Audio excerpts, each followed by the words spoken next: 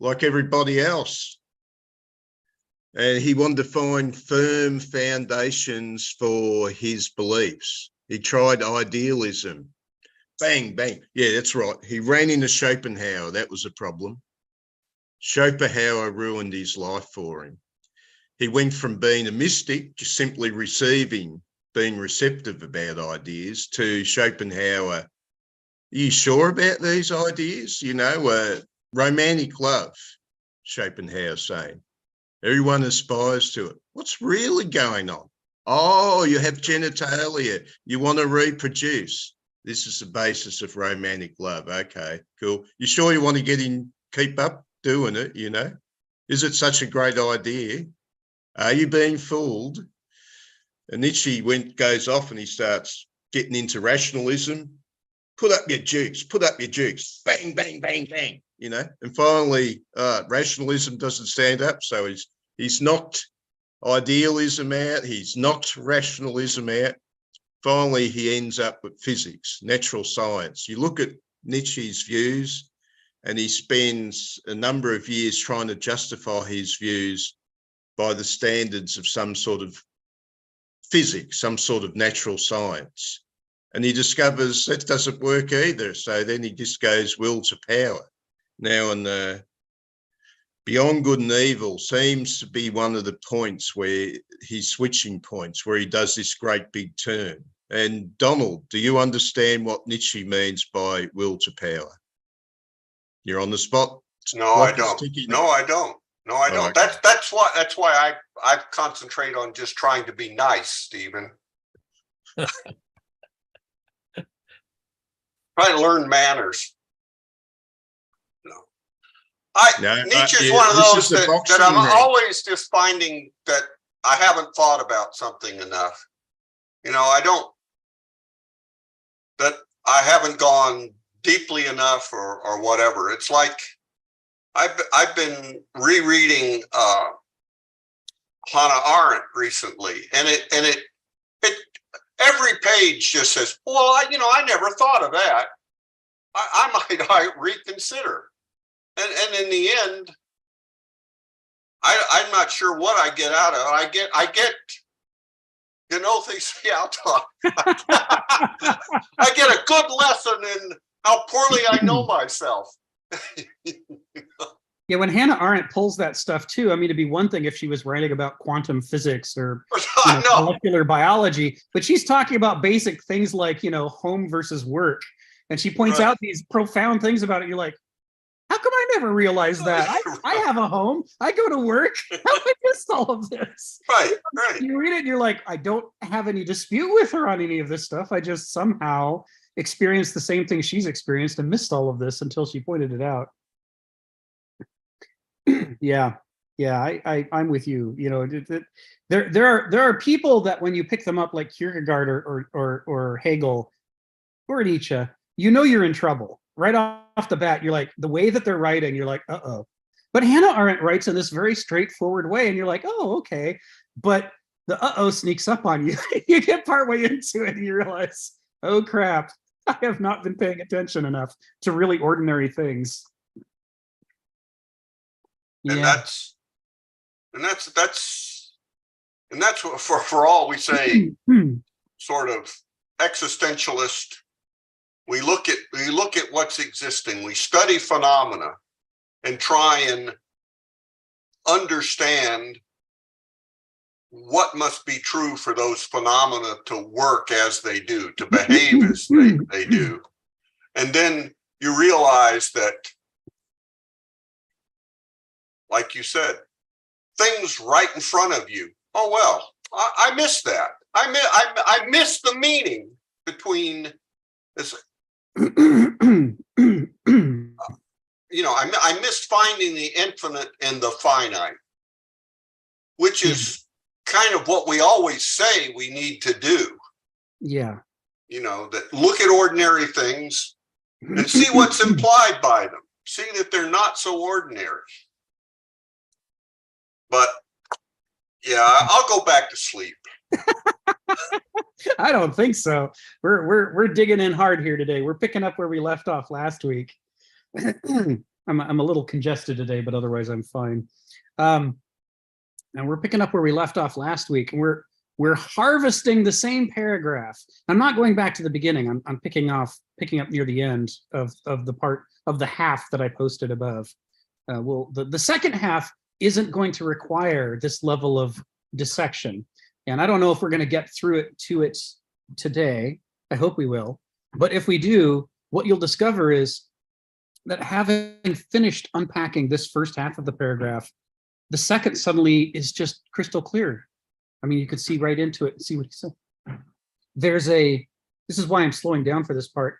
There is a concentration of challenges to our perspective that's happening in these first few sentences that once you pass through it, it decodes much of the rest of his writing in this section. It's a marvelous effect. So I'm gonna take us back into it if you're all game. And I'm gonna start by reminding us where we left off last week. We were working our way through. Let me copy this bit. We're working our way through some commentary I developed on it, and these first two bits that I share are just going to be what you saw at the end of last week from me on it. So the first is this idea that part of what he's saying here, and this is when he's talking about modulating one's way out of merely blank ways of experiencing. And what are the ways of experiencing? He says, he said merely personal ways of experiencing and merely phenomenal ways of experiencing. That is the parochial and which means not wide enough, not broad enough. And in phenomenal, we're talking about the shallow, not deep enough, and how people can live their whole lives in this sort of personal, phenomenal experience of life and never clue in that there's any principles at work, that there's a larger world. It's not only possible, but so easy and almost inevitable to do. So the reason that he brings up this issue when he's trying to explain mythos here, right? He's trying to say, what is mythos versus logos? And in the course of that, he's trying to say, on the one hand, what's mythos culture as opposed to logos culture, with the understanding that we're catching the Greeks writing partway through the transition from one to the other, which is part of what makes them so interesting.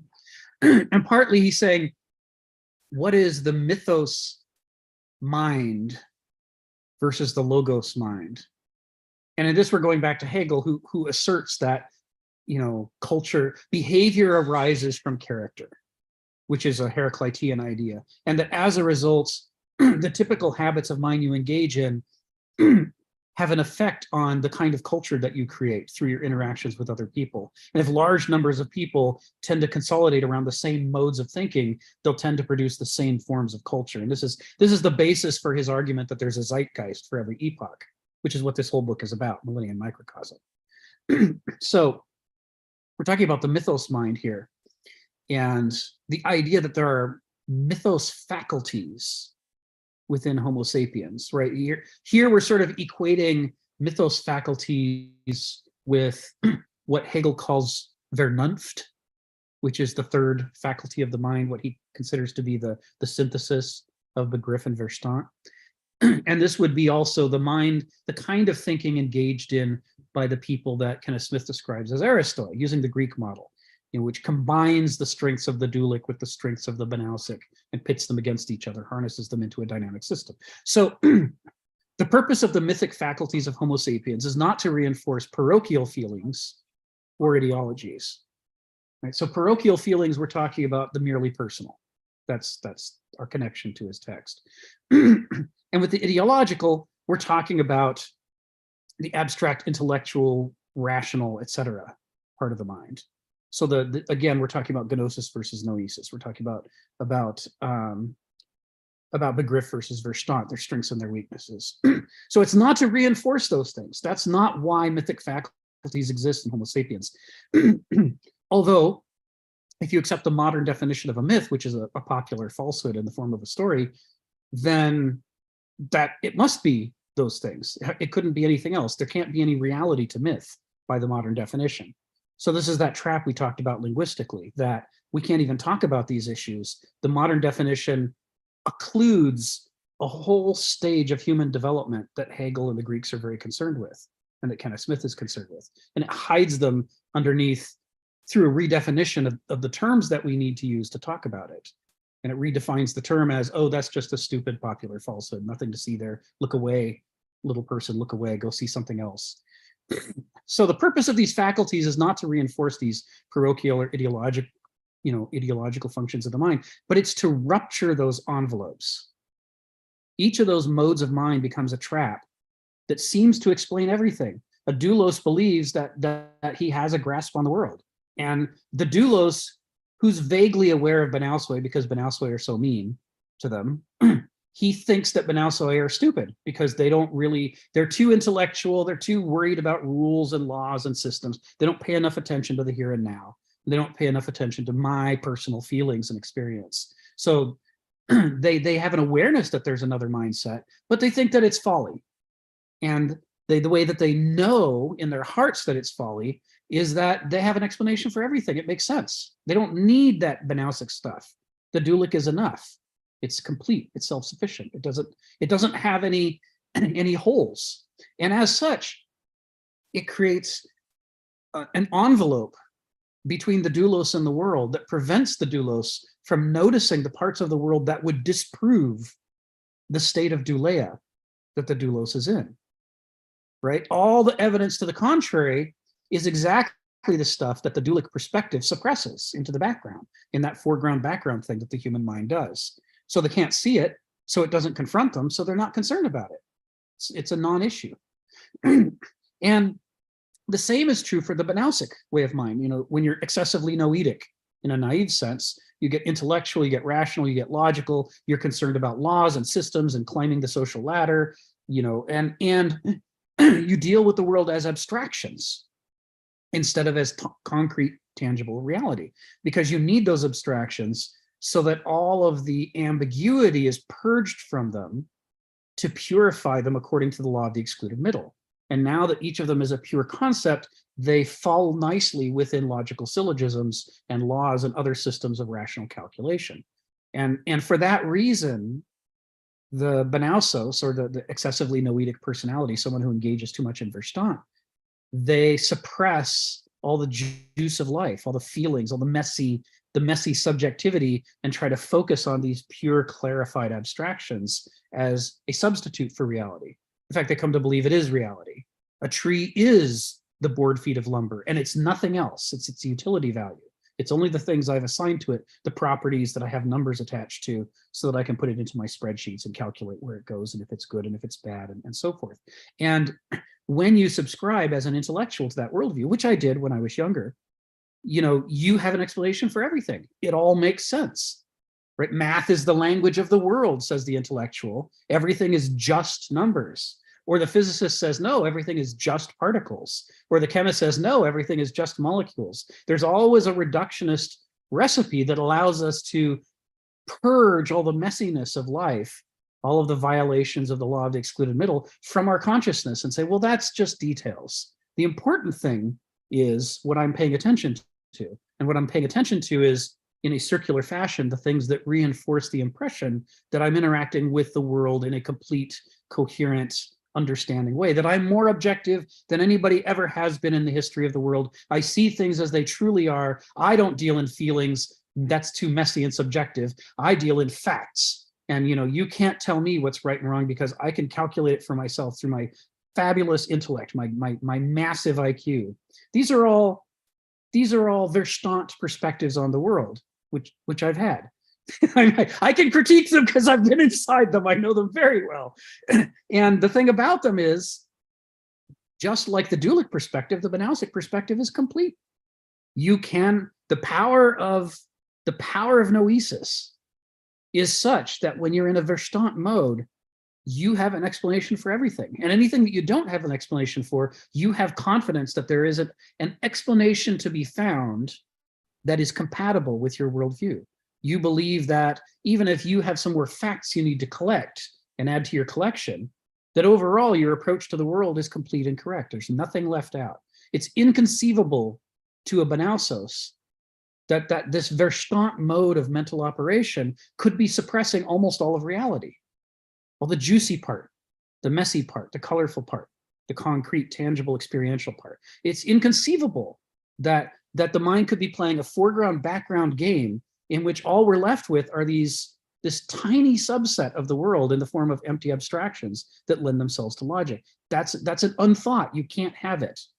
If somebody proposes that to you, that's not what you hear. What you hear is, well, you're just a dummy then, because you don't know how brilliant I really am, how brilliant intellect is. Oh yeah, we meet regularly, Bill, on the same time of day, and we're here to talk about Kenneth Smith's book.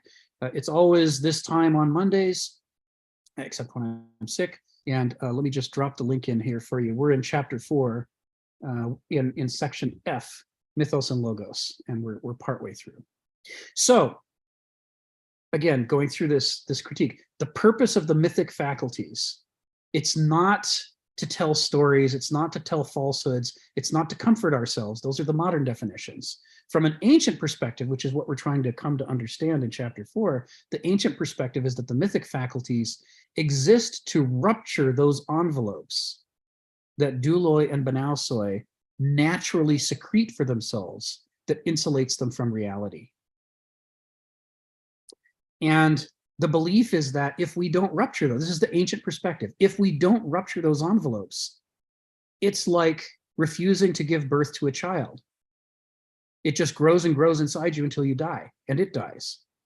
It is a situation that cannot go on. It's dangerous. There's literally things at risk. And so it's a matter of life and death from the ancient perspective that we have to rupture these envelopes to gain the ability to look at the world without that interpretive system blocking us from having access to it.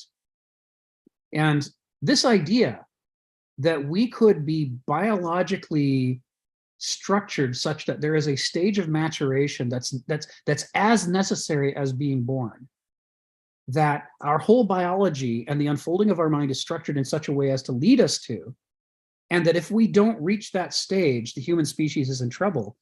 This is inexpressible from a modern perspective, because myth means falsehood. It means a story. It cannot possibly mean something that's biologically essential for us. I'm going to pause here and call on Phil. Go ahead, Phil.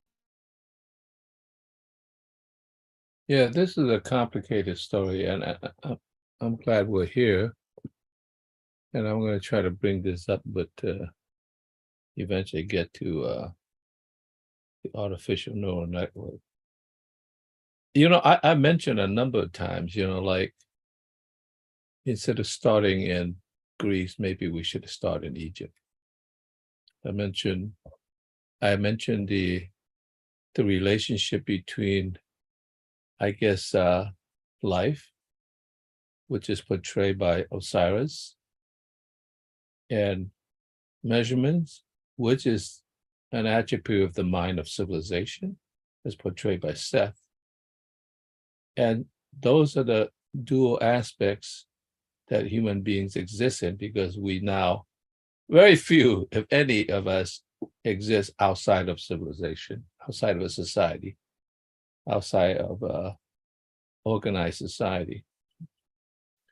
And the fact that, in a sense, Seth essentially have emasculated Osiris, and he could only battle in relation to his son, Horus, who was just a sort of a replication of Osiris, but not Osiris himself, already put, in a sense, life in a disadvantage against the power of measurement and the power of civilization and the power of analytical thinking.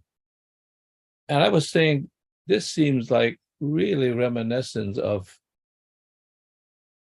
the, I guess, a classical geek at the moment between Plato and Aristotle. I sort of mentioned this last time, but I was jumping ahead. And I think it fits in with this nicely. I think at that moment, what happened was civilization, I guess the spirit of Seth, has gotten to a point where understand that it was really more than just measurement. There was actually theories behind the measurements, concepts, mathematics, formal mathematics such. And so it seems to me that analytical mind that has developed civilization has, in a sense, relied on a kind of computation, right?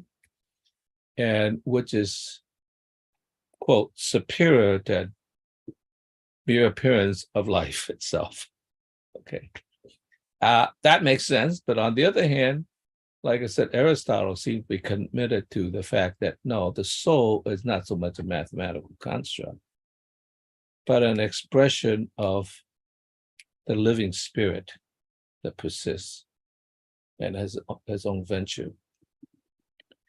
And so we've been steadily, and I think you've been building this thing about the relationship of the life force and a kind of analogical computation is superior to, in a sense, the life force itself.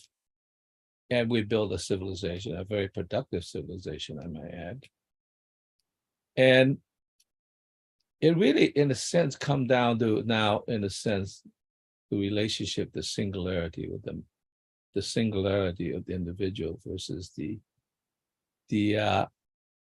how should I say, the herd collective of the collective whole as a society. And what makes me got interested, I just recently heard a thing about artificial intelligence. And one of the driving forces now is the artificial neural network. And what the artificial neural network is, it's trying to emulate, in a sense, the interaction of organic nerves that send signals to each other. The problem, in a sense, as human beings exist, do not have direct contact to the thing in itself. We have, phenomena, and we can never really get right to it. We could get close to it, next to it. And how do you cast that? I think the relationship now is between, in a sense, how far could actual measurements get? Because measurement, as it comes down to, is it has to be measured in the large numbers, right? And so in some sense, quantum computing has to do with the fact that it could actually go beyond analytical thinking by, in a sense, taking a relationship between the double slit experiment about a singular photon and the wave function. So if you look at the wave function, it seems to work. It predicts what's going on, but it does not predict the singularity where each electron will derive. So now, if you have to make a singular decision, then how do you do it? Do you average out the wave function, the probability wave? And in a sense, so that is the real? But it doesn't really mean like the singular event, the thing that happened, is behaving in the wave function when it's singular. It's only so. So all you do is you're using a kind of probability wave to, in a sense, computate what would happen, and it never happened this way. Right. So the relationship actually, in a sense, is between in a funny way, is between the mind and seeing. Seeing is very sophisticated, probably the most sophisticated neural network in terms of computing averages, in a sense. And what I got from that chat is, in a sense, is that in some sense, we're arguing between sharp focus realism, which we call, I guess the greatest accomplishment of the Dutch little masters, where they imitated reality sharply, versus impressionism, which sees the feel. And the problem when you see the feel is that, those details are not very sharp, but you do see the whole. How do you computate the whole yet with sharp focus. I'm not sure if that's possible. You only way you could do that is to equivocate between the whole and the singularity, right? You zoom back and forth. The mind, perceptual mind has the ability to zoom back and forth between seeing the whole and zoom in and see the detail, zooming back and forth. Those are two things that operates in the mind, which is like, Yeah. in which case, in an almost sense, logic, in a sense, could only see a reduction of that in terms of the singularity, pretending the singularity is a representation Right. of the whole, Right. and build it up from there. And I remember also talking about the experiment I have with the blind spot. And I remember one of the experiments I did was I just had like made theoretically 4 dots, 5 dots, 4 dots, but it was took in the space of 5 dots. And one of them was missing. Yeah. And I covered it up. And what do you see? I see the field. I see 5. Okay. Then I say, well, no, wait a minute, wait. I got to check to make sure there actually is 5, because I knew there was only 4, but my perceptual field tells me it's 5. Okay, right. That's a aggregate of my experience. And so I said, well, I'm going to really be sharp focused, and I'm going to go and count it. Yes. Right. And 5 should not be difficult to count. It's not as if I'm asking, like, count like 1,500, right? And when you get lost. And as I count it, I keep getting lost. Right.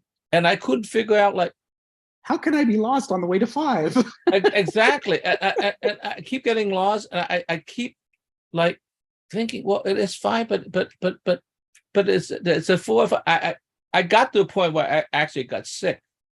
I couldn't make out between what the probability wave tells me is true and what my actual experience tells me, yes. Which I get confused. And yes. It's like, and I think in some sense, my perceptual organization of seeing the field actually in some sense is more correct than trying to like account the thing itself in a funny way. So that's an interesting relationship that showed me there was a little schism in the neural network itself that's trying to emulate what the actual representation of the thing in itself was. I could not get to the thing in itself. I try, and like I said, it was like I literally got sick, and I just sort of stopped. I couldn't handle the truth. Let's put it that way. I couldn't handle the truth, So I think that's an interesting thing to contrast the Dutch little masters with the Impressionists. I think that's brilliant. Thank you. Okay, so I think that really has to do with civilization and logical positivism and the field theory. All right, that's it, Phil.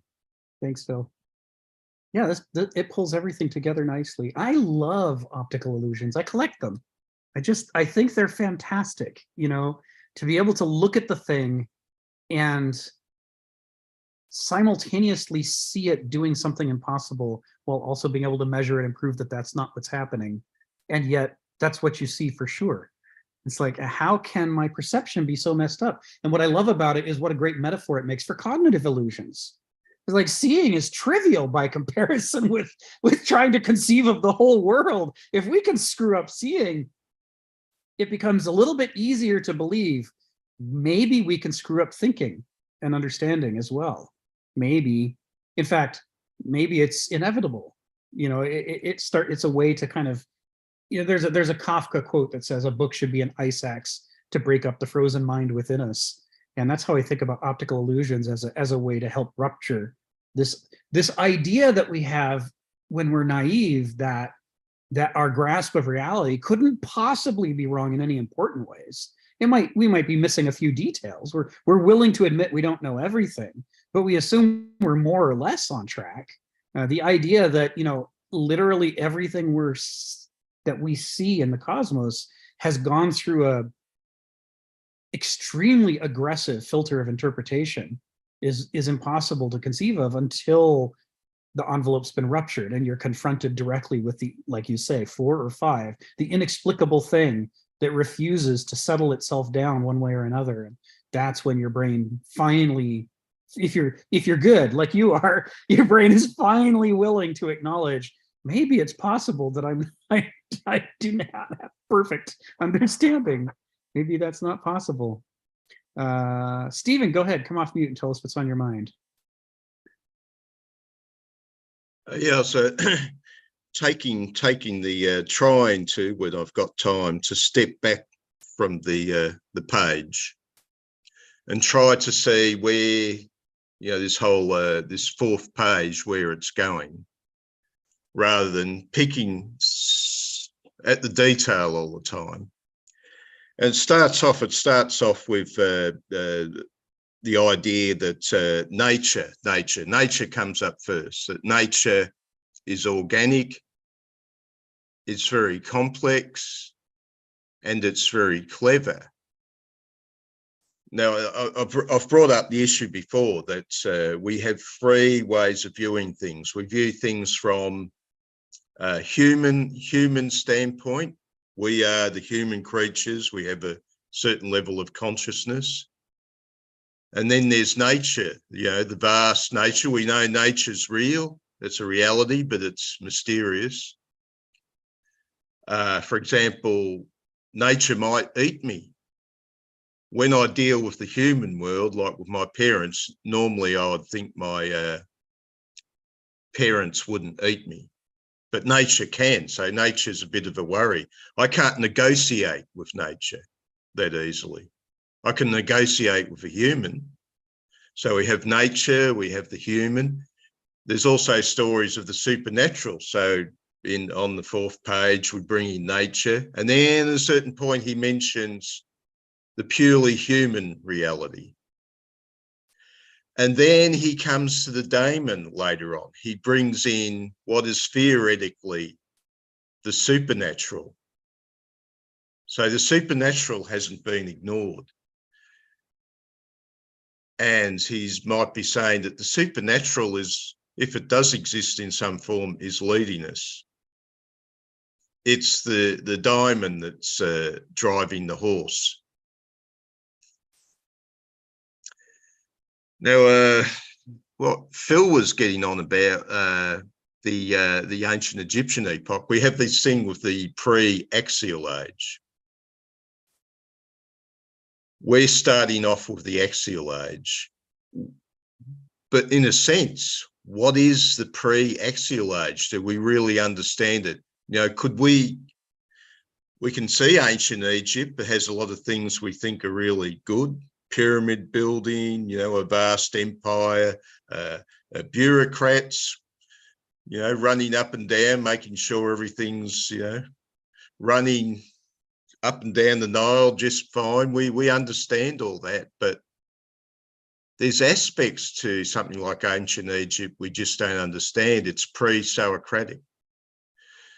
We had an example which unfortunately got a bit ruined in the Mesoamerican civilization. Somehow they were on that ancient Egyptian level, but we've lost the fine study there because they sort of wrecked things for us a bit, burn the books or whatever. And so that's a turning point. Who were the Egyptians? What were their concerns? We look at the ancient tale of Sinaway, the Egyptian. He doesn't have much in the way of doubts of what's good in life and what's bad in life. What's good in life is sitting on the Nile, nice house, Pharaoh's your friend, and in the evening your children are playing around at your feet, and in the evening you can watch your tomb being built in the distance. That's what's good in life, rather than being in exile in some foreign lands. But then, of course, along comes the axial age, and you get things like the ecclesiastes, we're saying, it's all vanity. There's a transition, and people start asking themselves, am I really having a good time? But yes, I've seen that sort of general thing. So we start off with this naturalism, then the humans brought in, and then the supernatural is brought in. Thank you. Thank you, Stephen. Yeah, man, God, and nature, right? This is I hadn't thought about that in terms of the structure of these lettered sections, but you're right. I mean, he uses the man, God, nature hierarchy and its different combinations, just like Hegel did, to try to distinguish these epochs from each other. So I should have been more alert to him using it to structure this chapter. So thank you for drawing attention to that. That's I'm not going to forget that. So let's dig through more of this.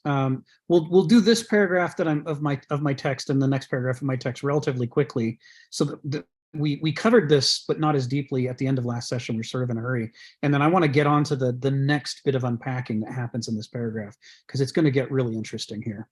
So rupturing the envelope, right? And the purpose of rupturing the envelope is to reconnect our understanding and experience of life to the live wire of actual reality, because actual reality it has the authority over us, right? We can fool ourselves by denying the parts of nature we don't want to pay attention to, but we can't actually suppress them. They still retain authority over us. It just becomes a blind authority that we're unaware of. Means we don't understand our own lives when we're ignoring things that are driving us. It's like the horse that forgets it has a rider. It starts to think it's making its own choices. And for Heraclitus, at least, that's the condition in which we have no free will, in which we are merely symptoms of our rider, who we're not aware of, who we think doesn't exist. So to create any possibility of having free will, we have to reconnect with the rest of reality so that we can so that we're not missing these critical drivers. So, and of course, the metaphor I'm using here is shock, because it takes a disruption. The envelope is not an object; it's an organic system. Each of these faculties of the mind, the character type that it generates, is an organism, using the ancient metaphor. It is a whole system that is self-reinforcing and that protects itself. It's not easily going to give up its hold over us. It's wrong to anthropomorphize this, even though we're talking about part of a human being. But it's the easiest way to explain this is that these two organisms of character, these possibilities within us, the Dulik and the Banausic, like to write us. They want to write us. They don't want to let go. They have, just like any living organism wants to go on continuing to live. And this is part of the difference between the modern worldview and the ancient worldview that's very hard to come to terms with. Once you set aside, even if it's just temporarily, the modern perspective that things are made out of dead parts that have no will, no teleology, no direction. And you even if it's just temporary, if you temporarily adopt the ancient worldview that no, things are made up of organisms, you have to come to grips with desire. Organisms have desire. They want to live. They want to continue.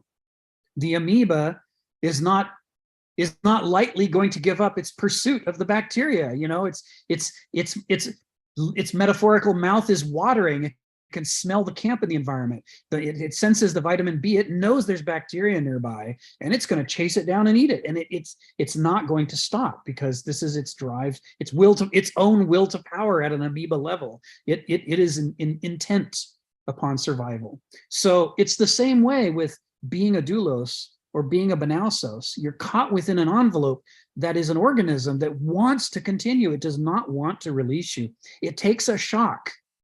It takes a massive disruption, something that exceeds your power of suppression, to intrude upon your consciousness. And that thing that's intruding, it is an intrusion, because your consciousness has well ordered itself according to the rules of that worldview.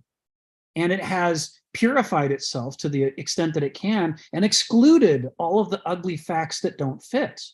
They're only allowed in once we take our Procrustean axe to it and chop it into shape to fit on the bed of our minds. And so, a dualic mind only acknowledges dualic facts and has dualic feelings and sees the parts of the world that are interpreted in dualic ways. The Banausic mind has done the same thing from a Banausic perspective. The rupture, the shock that needs to come in does not, it's, yeah, bursting the bubble is the beginning of the metaphor, but I'm trying to take us to the next level, which is the thing that comes into the mind is incompatible with the dualic worldview. It's incompatible with the Banausic worldview. It is as though a unicorn stepped out of the thin air and started walking around your room and took a big dump. Like, you cannot deny the reality. Look, there's a steaming pile of unicorn poop, and there it is making noise and walking around. And yet, you know, there's no such thing as a unicorn. So you're confronted with the direct contradiction of your entire way of interpreting the world, not just some fact that will or will not fit. Your brain can handle that, but a fundamental disruption. This is kind of stuff horror writer H.P. Lovecraft used to write about.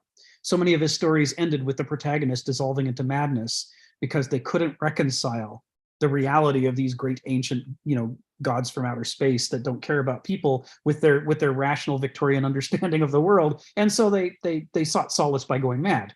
It was, I'll just I'm done with this game. No more of this, la, la, la, la, la. But this is the kind of rupture we're talking about. There is a quote I'm going to throw in here. It's from a footnote to Otherwise. The next edition of Otherwise that we publish is going to include a bunch of footnotes from Kenneth Smith's notes. He's got a parable called Another Madman, and in the footnote, he quotes Nietzsche, all sheep and no shepherd. Whoever feels differently goes voluntarily into a madhouse. And this is about that thing that once you have accepted all the core premises, all not just consciously but unconsciously, all the way down to the basal level of what you notice and don't notice about the world, what you can accept and not accept about the world, the kind of rupture it takes to convince you that your interpretation schema of the world is dead wrong, fatally flawed, is a rupture at that level. Like being born, you've got to be squeezed hard, and it has to be an unforgettable experience that you can't explain in terms of anything that's happened to you before. Otherwise, you would explain it in terms of what's happened before. If you could fit it neatly into your schema, you would. That's the operation of the envelope as an organism at work.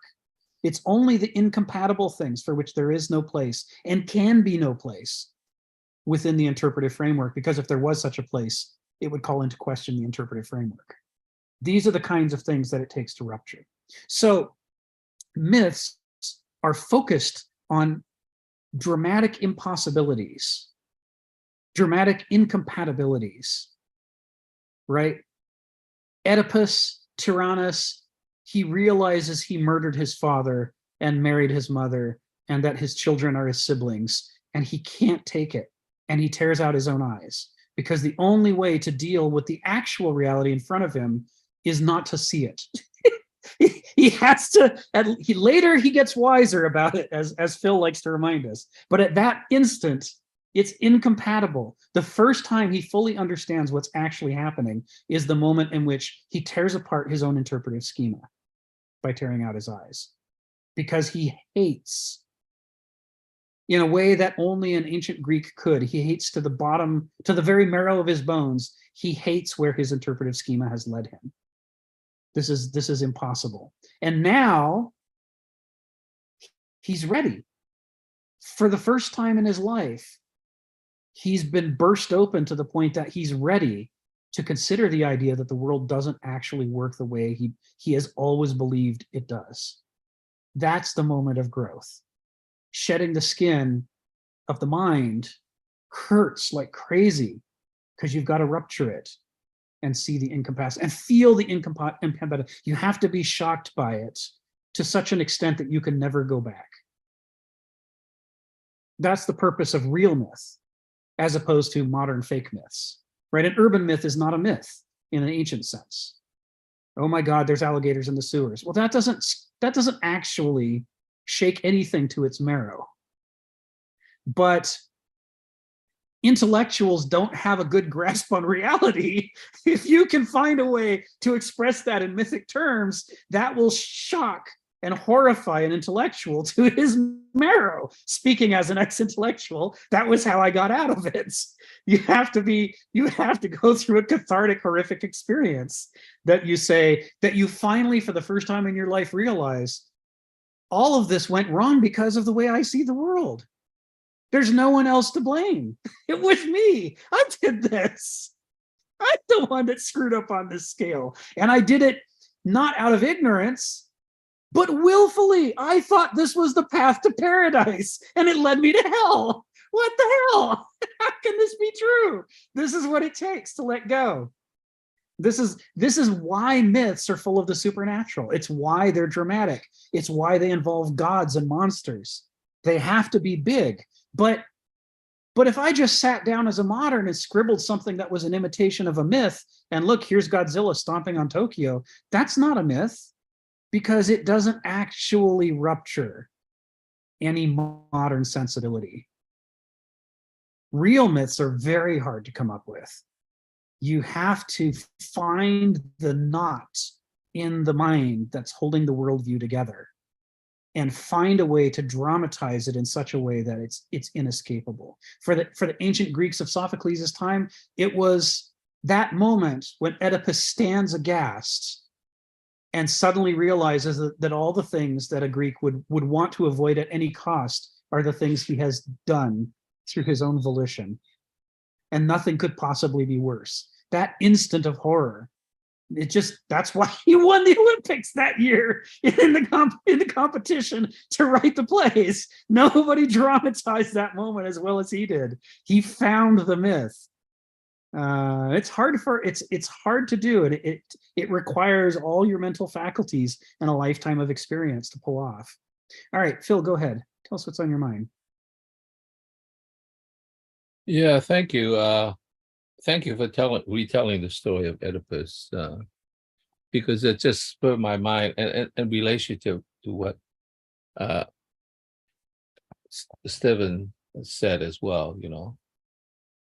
And I was thinking, well, yeah, in a way, I feel pathos, and I believe in pathos, you know, that tragedy is endless and timeless, you know, it's like, and so in some sense, even though I did the experiment and found that there was something wrong with me, not the universe itself, I'm glad I didn't pull my eyes out.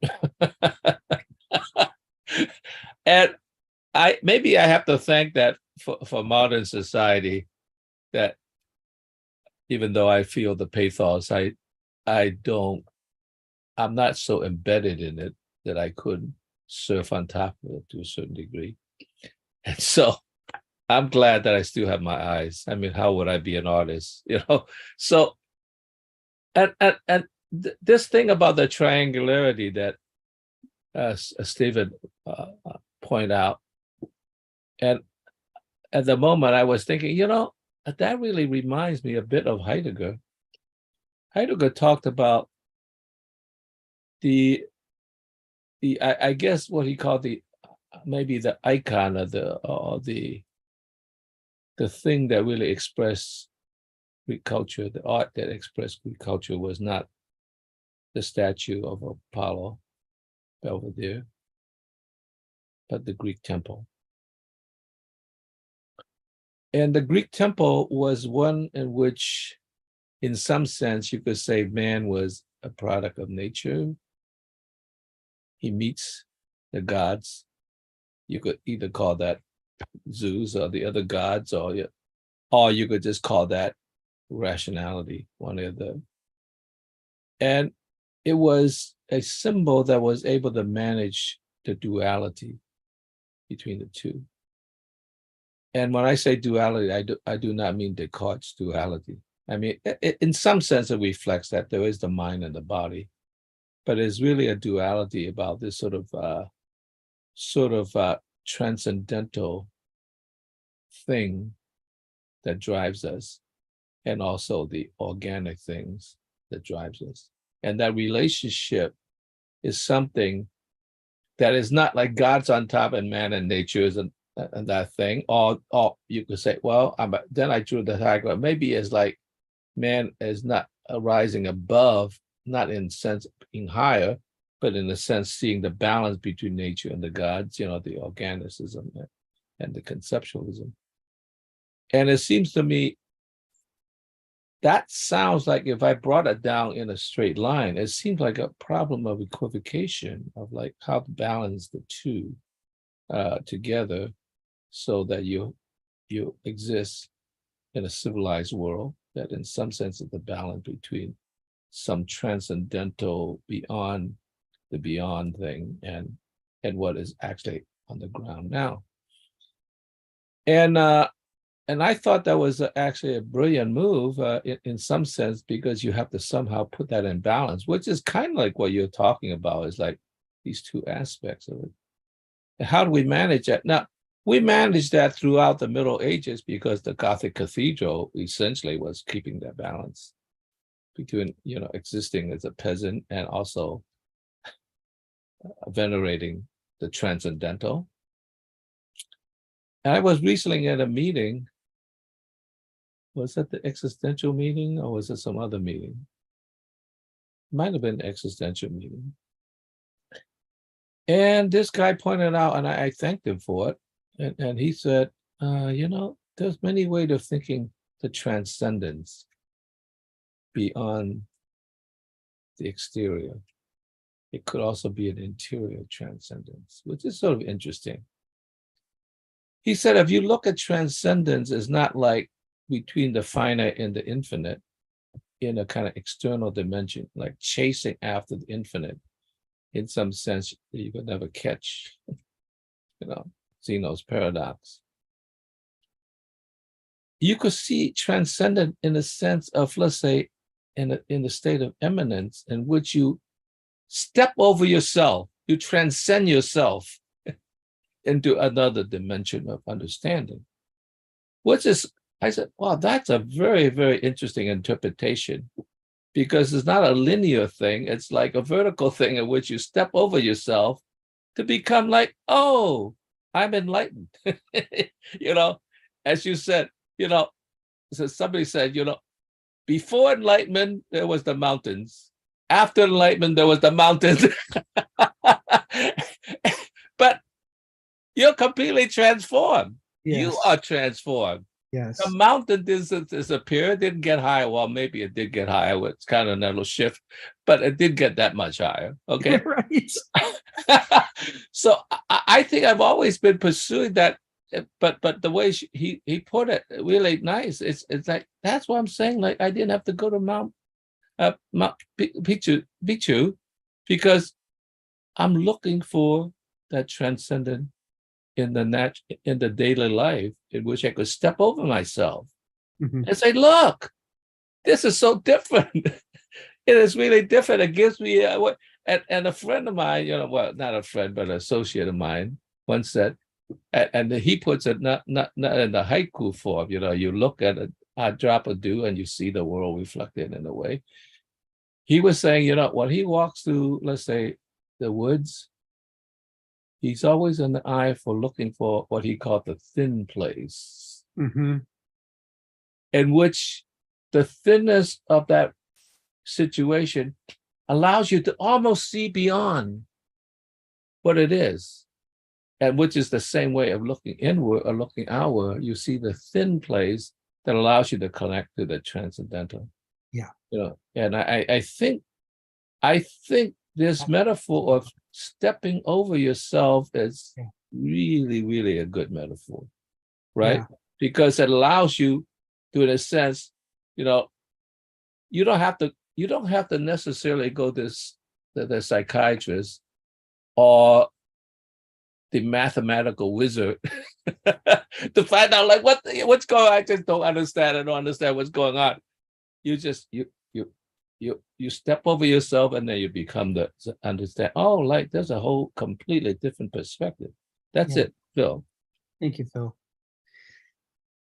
Yeah, this idea that we're in our own way is really at the core of this. And there's this science fiction fantasy author. She's, I think, tied for the most can't remember if it's Hugo's or Nebulas of All Time with Robert Heinlein, and it's Lois McMaster Bujold.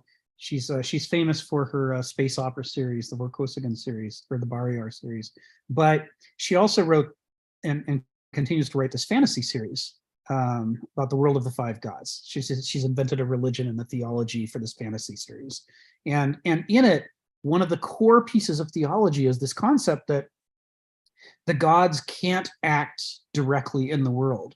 They can only act through people. And most of the time they can't act through people at all. Because people are too full of themselves. There's no room. The gods are infinite and people are finite, and there's not enough space in a person for a god. But from time to time, somebody gets far enough down the road to enlightenment that they can become an empty vessel. And when they become an empty vessel, they become a gateway for the gods to work through that person. You know, they're spacious enough. The metaphor is used, you know, quite literally in the fantasy series, and it's the only way, you know. And you know, although it's just a story, there is a certain amount of kind of ancient truth in that metaphor she uses, because that's very close to how the ancient Greeks saw the relationship between mortals and immortals. Nietzsche says, no Greek god ever told a Greek, thou shalt. You know, commandments and striking with lightning were not the usual mode of the Greek gods. The usual mode of the Greek gods was the little whisper in the ear going, are you sure you wanted that? What if you did this other thing instead? They're constantly in the Iliad and the Odyssey and other myths. There are these asides where the gods speak to their favorite heroes. And a lot of analysis has been done on these, saying that this is that still small inner voice that we all hear from time to time, that the Greeks thought was not coming from you. They thought it was coming from the gods. It was just a moment, if you were paying attention, when Hera might be whispering in your ear and saying, I wouldn't do that if I were you. I would do this other thing instead. Yeah, and it all has to do with if you're too full of yourself, if your ego's too strong, if it's too loud in here, there's no room for you to hear the still quiet voice inside of Athena going, I don't think so. So Joseph, go ahead, come off mute and tell us what's on your mind. No, you know, it's been interesting. I've been thinking a lot about, excuse me, the ideological and the provincial, and you know, just how damaging that can actually be if you remain in one of those areas, just trying to rationalize your way out of it. You really can't. And what is, you know, what Phil said about transcendence is actually really important, because I do think it's more of an inner, you know, an inner transformation that needs to occur rather than an outer. And the reason I believe that, and I think myth help, you know, supports that, is that you're constantly being informed from the outside, and you're trying to solve things from the outside. But it's actually what's telling you inside, your intuition, that's telling you kind of something that transcends kind of what you already know. So it's kind of, it's getting you outside of the perspective of your provincial world or your ideological world, and it's putting things into context that you probably aren't used to taking in. And then you can start to see broader, to link back to what we talked about last week. Once you have that, then you can come up with ideas. You can align into principles for. You can develop concepts that otherwise would not have been developed. And they can come up with these abstract ideas of how to almost manage your life. And that's where the character aspect of thing comes in. And you start to understand what principles and character and all these other things kind of come together. So, but it starts with looking inwards, but also taking things in, and hearing things that are uncomfortable. And that's part of the myth, is that things that, that are really, that make you look at the world differently, but they also make you really uncomfortable. And then you have a choice,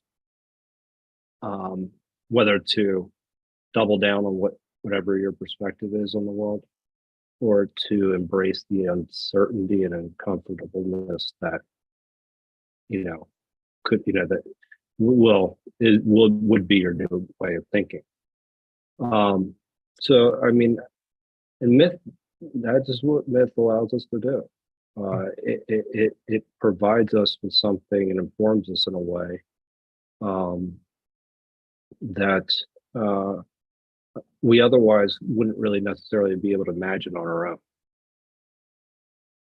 And so, I think it's actually kind of one of those things that is critical to both the ideological and provincial aspects of the world too, if you're really looking to transform both.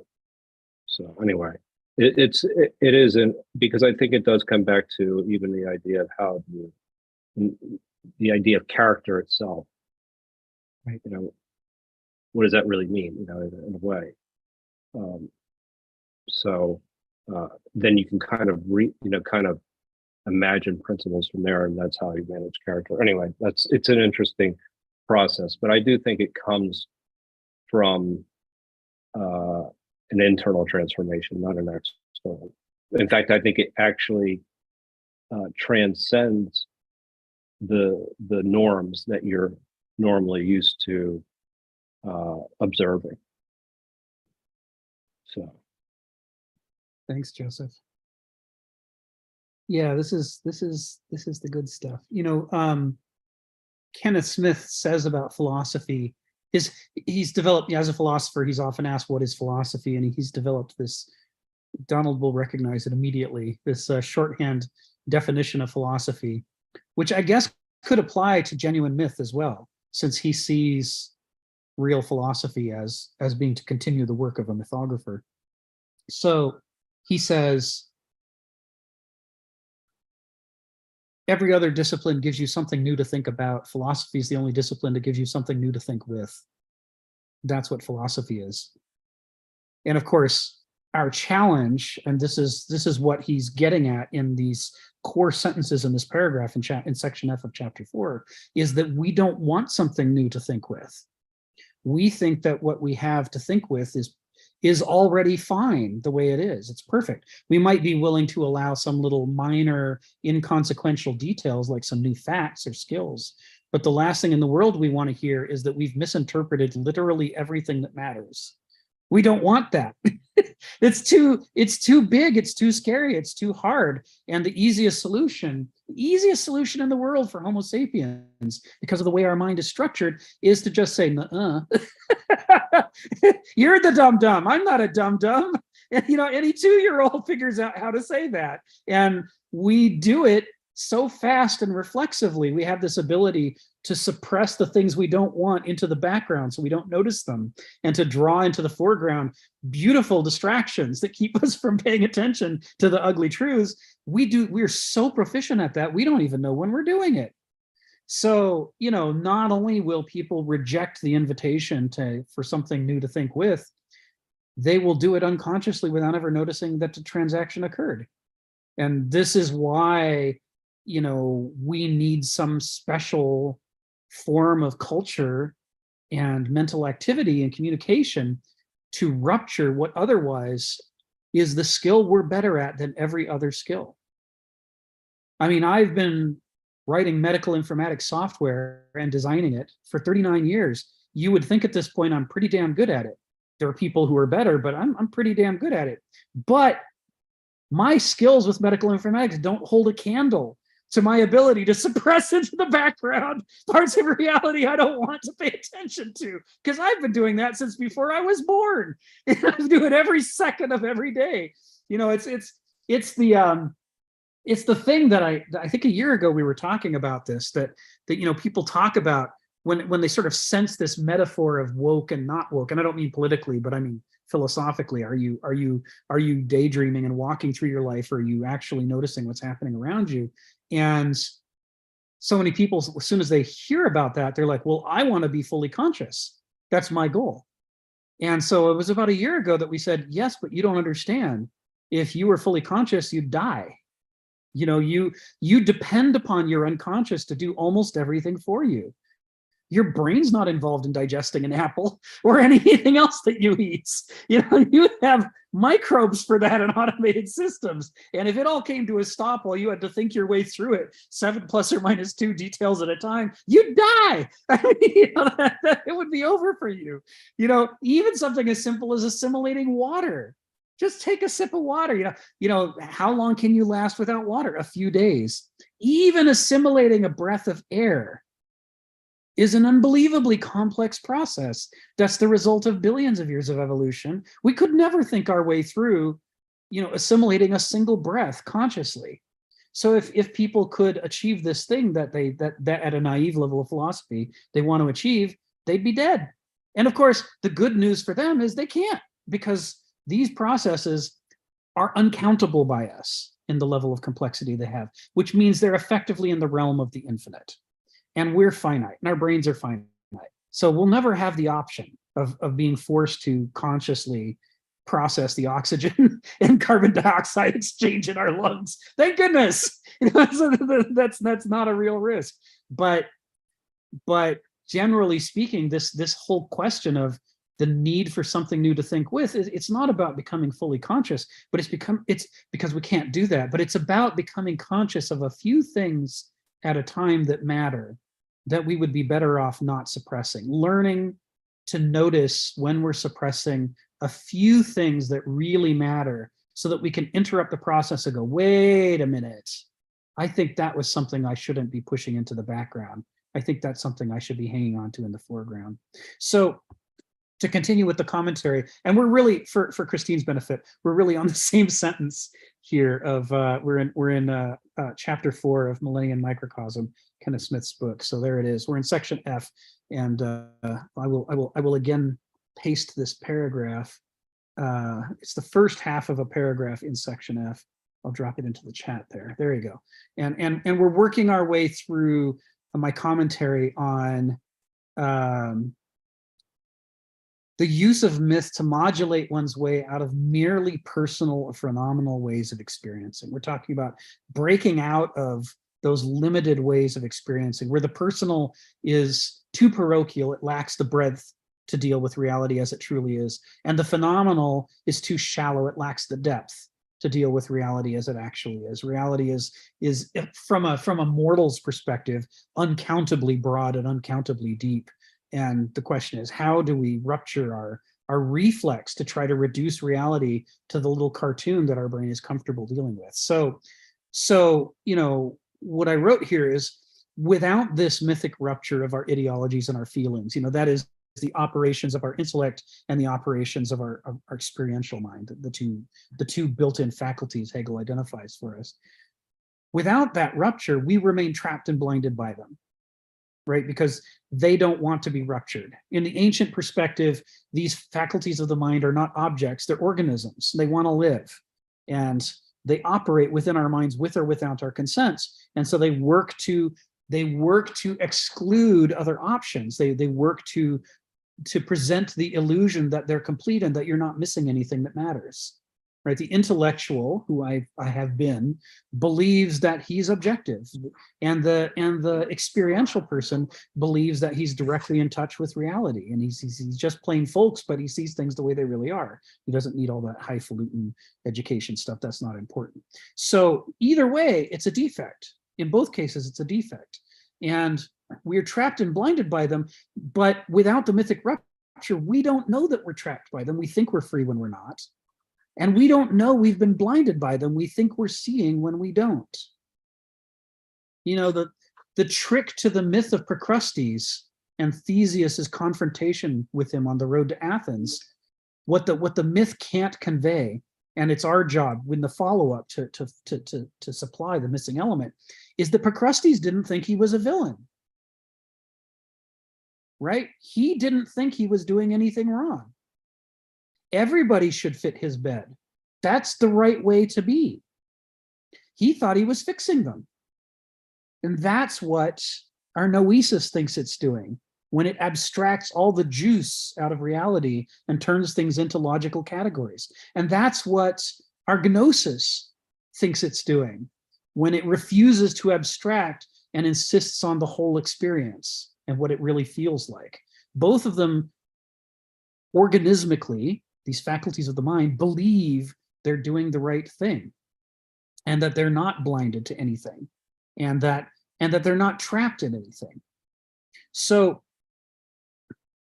as long as we're trapped like Daedalus in the labyrinth that he himself built and then couldn't get out of,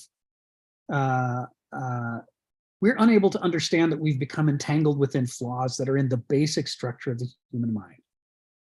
This is almost inexpressible in modern English, that the normal operation of a human mind will trap you so that you misread everything.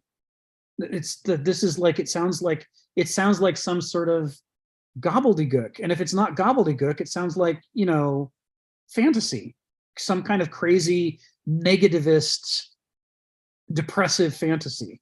We say, oh, that sounds like something Kafka or Nietzsche would write. Dismissively, we might say that. The idea that that's the natural condition of the human mind it's unacceptable to a modern, because we have to be the most scientific, most educated, most modern, most advanced people who have ever lived according to our own worldview.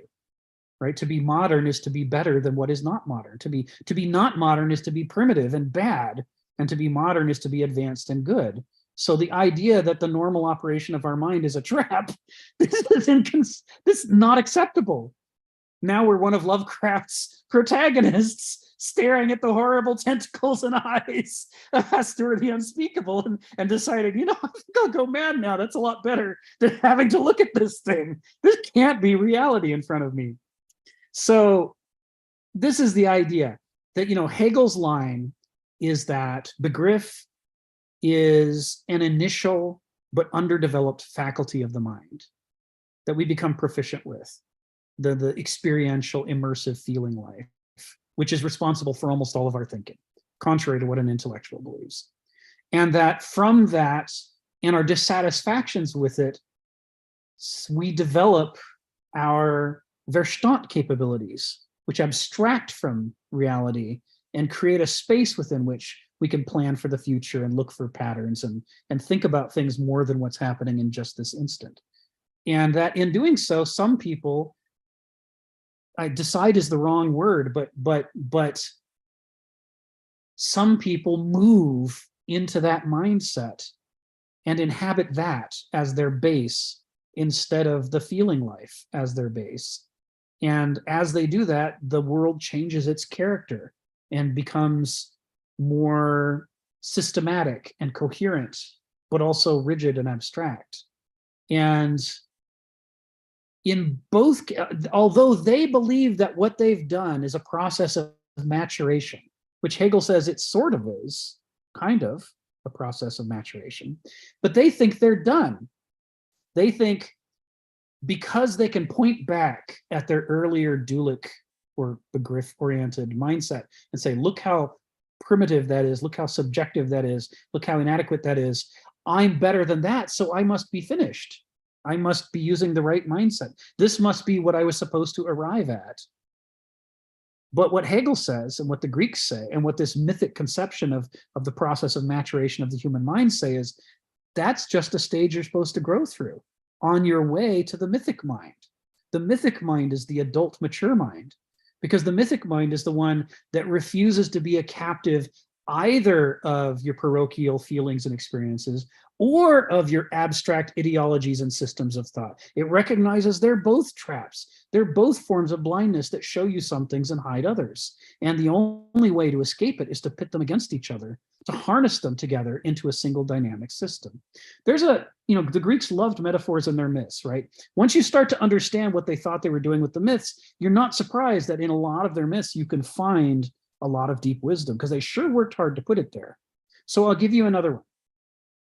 In the Iliad and in the stories of the Trojan War, the classic example is Odysseus.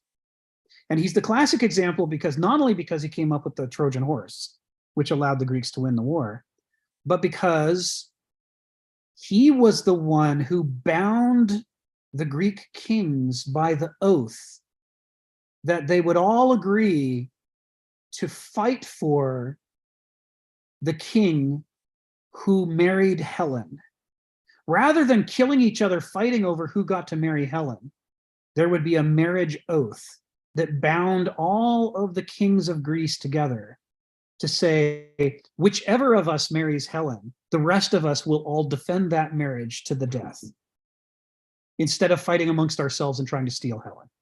That's what's going to hold us together, and that's going to keep us from fighting. It was a clever solution. If he had not come up with that solution, the Greek kings would not be bound when Helen was stolen to go sail for Troy. That is to say, Odysseus's cleverness created the entire Trojan War accidentally, because as clever as he did not foresee this outcome. He was so worried about the Greek kings fighting over Helen, he forgot about the possibility that somebody outside of Greece might steal or abduct Helen. And now suddenly all of Greece is drawn into a war, which this is going to be hard to convey. Just like we can sort of grasp the idea of Odysseus so horrified to discover he's murdered his father and married his mother and children with his mother that he tears out his own eyes because he can't imagine anything worse. You're going to have to partially take it on faith when I say that to the Greeks, the separation of the three realms of the economy was sacred. The household in which domestic things happen was the realm of the douloi. And the marketplace in which economic transactions and craftsmanship took place was the realm of the banausoi. Only when you gather together in the polis to debate policy and make your political decisions are you dealing with the realm of the aristoi, the truly, according to Aristotle, the truly human level, the mature adult level of life, in which you negotiate what you're supposed to do as a group.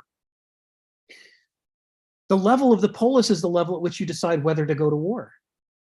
But the level of the oikos, the household, is the level at which you deal with marriage stuff. Tying marriage stuff to whether you go to war, to the Greeks, is an abomination. It's an abomination. I mean, you got to think about metaphors from Christian or Jewish or other religions you're more familiar with. But to them, it was a violation of the classes and the economy at such a fundamental level. It was like if somebody goes into church and takes a dump on the altar. I mean, it's an abomination. It's horrific. Odysseus's clever trick prevents war at the cost of conflating things that should never have been tied together. And it's because he has tied together what should have been a domestic farce of, husbands and wives and cheating and things like that. He's tied that together to the politics such that it becomes an inescapable trap for the entire Bronze Age Greek world. They all have to march. They have sworn to the gods. If they violate those oaths, it's the end of everything. So now, because of a domestic farce, they all have to march to war, all of them, and sail across the sea and fight Troy, which is the richest country in the world, as far as they know. It's setting them on a course for disaster. Long before the calamities actually happen, it's setting them on a course for disaster.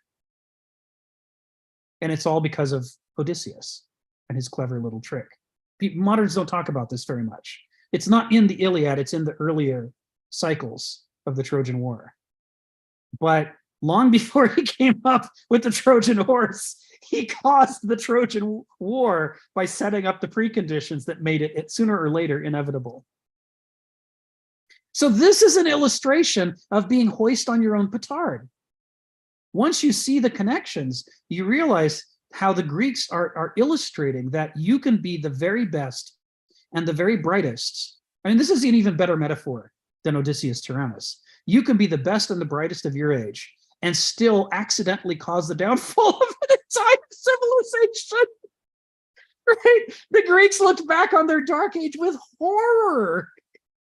Odysseus did that. Right? He did that because their Verstand, his noesis, was hyper developed. He was very clever, but he used it to do a deeply foolish thing. He was disregarding the gnosis in order to solve an immediate problem. He set up a long-term catastrophe to solve a short-term problem. So the rest of the metaphor, and I know I'm dragging this on, but this is some rich stuff here. You'll find it useful. The rest of the metaphor is, although the Greeks won the Trojan War, they did so at the cost that every single one of the heroes died on the way home or shortly after they arrived. They had, in fact, offended and horrified the gods so deeply they divided the Olympians against themselves. The Olympians are fighting each other out on the fields of Troy in the myths. I mean, this is the worst thing that could possibly happen. It's a disruption of authority and order. It's a disruption of the cosmos on a sacred divine scale. People talk about, Ares and Athena fighting on the field, and Athena wounding Ares, and Ares running off whining to his mom. And they say, haha, isn't that funny? And they say that because they're moderns. If they were ancient Greeks, they'd be going, sweet Jesus, the worst thing that could happen is that the Olympian order has lost it's become a chaos. Right? The difference between cosmos and chaos is at the center of Greek civilization. That's what it's all about. So for the gods themselves to descend into chaos and squabbling, that's not funny. I mean, it's sort of funny, but mostly it's horrific. So the result of chaos at the sacred divine level is that the gods are offended by the victors who have caused this to happen. It's not just Troy that falls. Every one of the heroes, all of them, die either on the way home or shortly after they arrive. Agamemnon's cycle, murdered by Clytemnestra, the whole thing that happens there around Orestes and the invention of modern justice that's in that cycle of 3 trilogies is just one example, right? The king of the Greeks, the most powerful of the Greeks, that's what happened to him when he got home. And it happened to him because he'd been gone for 10 years. And he wasn't that sweet a husband when he was there. So Clytemnestra had her reasons to not be thrilled with him, but then to be neglected for 10 years, she drifted off to somebody else. And then when he came back home, then he had to be dispensed with. And that set in cycle, the whole cycle of tragedies. So something similar happens to Odysseus. Even the cleverest of the Greeks, even the hero who came up with the Trojan horse, on his way home, he loses every single one of his companions. He's the only one who makes it back to Ithaca. They all die, except for him on the way back. So when he gets home, as you recall, he's in the Odyssey, he's confronted with the suitors who have multiplied on Ithaca and are constantly trying to get Penelope to marry them. You guys are familiar with this story? And she's weaving her bridal, garment every day, and then at night, while the suitors are asleep, she's picking it apart again, so that she's not making progress too quickly, so that they keep waiting. And meanwhile, they're eating all of her food and using up everything of value that they've got, drinking all her wine. So, in the final confrontation, when Odysseus, right before the final confrontation, right before Odysseus takes off his disguise after he's returned home, he's pretended to be a beggar. He sets up this competition. They're talking about whoever can string the bow of Odysseus, which has been waiting there in Ithaca all this time for his return, will be allowed to marry Penelope. That's the plan he and Penelope hatch. That's what she announces the next day while he's still pretending to be a beggar. And all of these suitors, who are the best that are available for miles around, are sitting there trying to string the bow. They're trying to bend the wood and hook the cord and get it to string, so that they can then, the competition is string the bow and then fire an arrow through, I can't remember if it's 10 axe heads, that are laid up in an obstacle course. You have to fire right down the middle and hit the target at the end. They can't even string the bow, right? They're struggling. He not only strings the bow, but he fires the arrow and it goes through all the axe heads. So one of the things to understand about this, there's 2 critical things to understand here. One is that Heraclitus's metaphor for a dynamic system for palintropy is the bow and the lyre. People do not understand how that which is at variance with itself can agree with itself. There is a harmony in the bending back, as in the case of the bow and the lyre. This is Heraclitus, a Heraclitus fragment. And he's talking about how principles work in the cosmos. He's talking about dynamic systems, how things that are in opposition get harnessed together so that they have this energy to them. And the bow is his classic example. So when we're talking about harnessing together gnosis and noesis, so that we don't become trapped in the begriff mind as a doulos, and we don't become trapped in the Verstand mind as a banausos, but instead we're able to harness them together into a powerful dynamic system that allows us to engage in mythic thinking as an Aristos. The core metaphor is the stringing of a bow, which none of the suitors can do. They're all half-wits. They're douloi and banausoi. But by the time he has gone through this horrific catastrophe of 10 years of the Trojan War and 10 years to get back home, one of the worst things that could possibly happen to somebody in which all of his virtues have worked against him and created the greatest tragedy of the heroic age that didn't just affect him and his city, but took down his entire civilization, is the biggest of all possible tragedies in the Greek myths. He has been reborn. And he's able to think with both of the faculties of his mind strung together into a bow that nobody else of his age can string. And Penelope is a sapiosexual like my wife. She's turned on by smart guys, and nobody's as smart as Odysseus. So it's a happily ever after for him. In some versions of the myth, he and Penelope get to live together, but nobody else among the Greeks did. Only the one guy who managed to rise from the level of a banausos to an Aristos. That's the guy who survives the deaths of the Trojan War and the collapse of Bronze Age civilization. This is how much the Greeks thought was at stake in this problem of escaping the traps of these two faculties of the mind, these two half-witted traps. You either just have a piece of wood or you just have a string.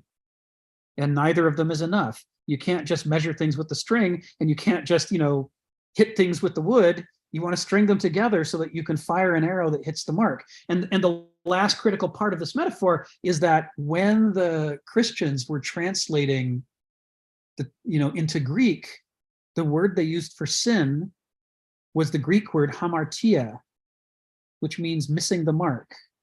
Missing the mark, which is used for the Christian concept of sin in the translations, was previously used for the concept of not being an Aristos, because you can't shoot the arrow and hit the target. Only an Aristos can do that with your mind. And he can do it because he strung both of the faculties of his mind together to create the dynamic system required to propel the arrow.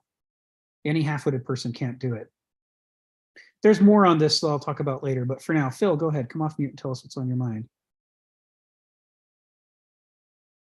Well, this is a very sad story that you're telling. I guess the finite mind versus the infinite possibility of being is one in which Heidegger, I kind of underscores in being and time, in the sense that none of us will live forever. Our destiny runs the end. And as clever as Heidegger was, he wasn't able to step over himself when it comes to the Nazis. So how do you deal with that? If Odysseus couldn't, well, I guess he did, supposedly, according to you, step over himself. Well, if he did step over himself, he lost a lot of friends in doing so. He more like stepped over their bodies rather than step over himself. He lost the ball. So no, I accept the initial start of that is that because we are finite beings, we are trapped within ourselves to a certain degree because we are always biased. I mean, that's the first thing we have to admit. And how do we transcend our bias? I don't think you can easily. I think it takes time. The fact of the matter is you might run out of time in one sense. So when you're managing a society, I guess Hegel was thinking of that. I get as the relationship between Geist and Zeitgeist, right? Because Geist, you know that many of the people in the society operating in Geist can't step over themselves. They're stuck in their situation. Yet they're part of society. And I guess, in a sense, it's really the relationship between like running a small speedboat versus a aircraft carrier. One has a lot of power, but the other one has a lot of zip, so to speak, okay? And the thing is, how do you manage a civilization in which there are, let's say, I guess the Iranians actually did that, you know, like maybe the Chinese do that with the fishing boat too. Like you get 1,000 of these ships that's sailing around, and yet you certainly have the power, okay? But the thing is, could you steer the ship fast enough to manage these 1,000 boats that are zipping around doing their thing? So I kind of think that maybe that's why when you embed it in the zeitgeist rather than the geist itself, then I could see why Hegel is sort of saying the hour of Minerva takes flight at dusk, right? Because you don't know what you're doing until until it got to the point that it's just so, I guess, so close to tragedy that oh, it's time to take flight, and maybe do that. And then I wonder whether the maneuvering the aircraft carrier is able to make those turns so that it becomes an evolutionary process, in spite of the fact that you took off so late at night. Right. Or whether it's going to be a devolution, which turns into a revolution, and which means this means war, right? As we see in the French Revolution, it started out to seemed like a good thing. It quickly devolved into, the night of the long knives, in which everybody all the heroes end up killing off each other, until you ended up with Napoleon, which was not also a happy situation. So, I don't know whether, I mean, that's one of the things that I guess because I understand that vulnerability, I said many times, I would never want to be the supreme commander because you would have to steer the ship. Mm-hmm. I might be willing to be an advisor and whisper in his ears. I just don't want to take that responsibility because I know my own limitations in that sense. Yeah. But who's going to step up? Right. The problem is the people who should have stepped up is not going to step up because they're going to fail. They're going to be a fool. The mandate of heaven is going to come down hard on them. So yeah. I think we're in a funny way. We're in a kind of funny bondage. It's like it's maybe it's not quite slavery, but it's a kind of bondage. We're bound. Once you're a sailor, you're just a singularity on the aircraft carrier. You are bound to the aircraft carrier. Yes. I suppose you could jump off ship like this. This is too much for me. I'm getting out of here. And then, of course, the speedboat's going to get you. So have we reached a society that's so complex that has, in some sense, managed to survive through many horrific things, that we have created a structure that's so complex that we are bound to a web that we can't escape from, right? And they might as well tie you down to the aircraft carrier, because that's it. Your fate, your destiny is with the aircraft carrier. You know, that's it. All right, that's it, Phil. Thanks, Phil.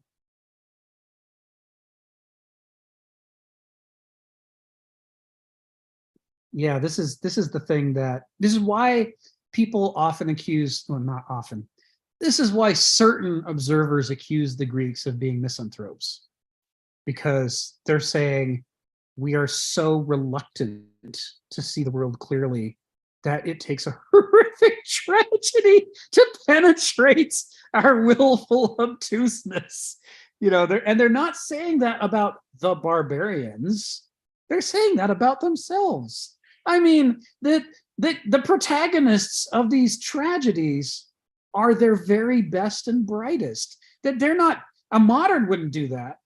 You know, what does the modern do? Oh, we hate the Soviets, so let's tell a bunch of stories about Soviets being stupid. We hate primitive people, so let's do a bunch of stories about white people fighting primitive people. We always want to purify ourselves and demonize the other and create two pure, perfect categories. And ours is the good one, and the others is the bad one. What the Greeks are doing by making, of all things, the Trojan War their national story, that every single Greek is told from birth on, you know, until they die. They're going to hear this story over and over in different ways.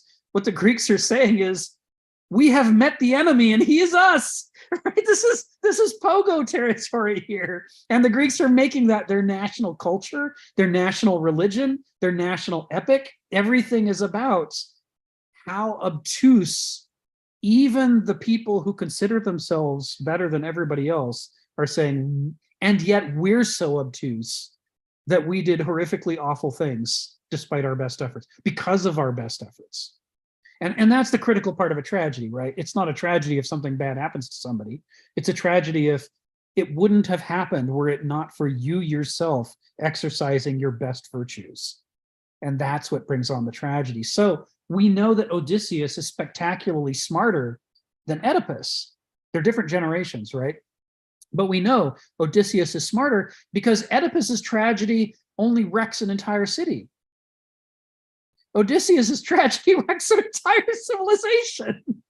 And it's because of his greater virtues. His power to reach is greater than Oedipus's, which means the scale of his mistakes is greater. When Nietzsche says power makes stupid, he's not just throwing rocks. He's not just trying to be a contrarian. He's telling you what the Greeks are saying. Saying the Greeks are saying the greatest tragedies are allotted to the greatest heroes because of their greatness, because of their reach. It means when they screw up, it's a bigger screw up than somebody ineffectual. And that this is why Aristotle says, if you can get a brilliant person to be your king, that's not a bad form of government. But anybody else as king is among the worst forms of government. And likewise, if you have an incredibly educated, coherent, cultured, principled population engaging in democracy, this is among the best forms of government. But if instead it's a bunch of idiots voting, it's the worst. It's a mobocracy. He's saying everything comes down to the people who are exercising power, and, you know, to what extent have they been warned about what they're likely to set in motion if they don't watch it? To what extent are they self-skeptical? To what extent do they use their philosophical insights not to beat their opponents and mock conservatives or mock liberals or mock some other group?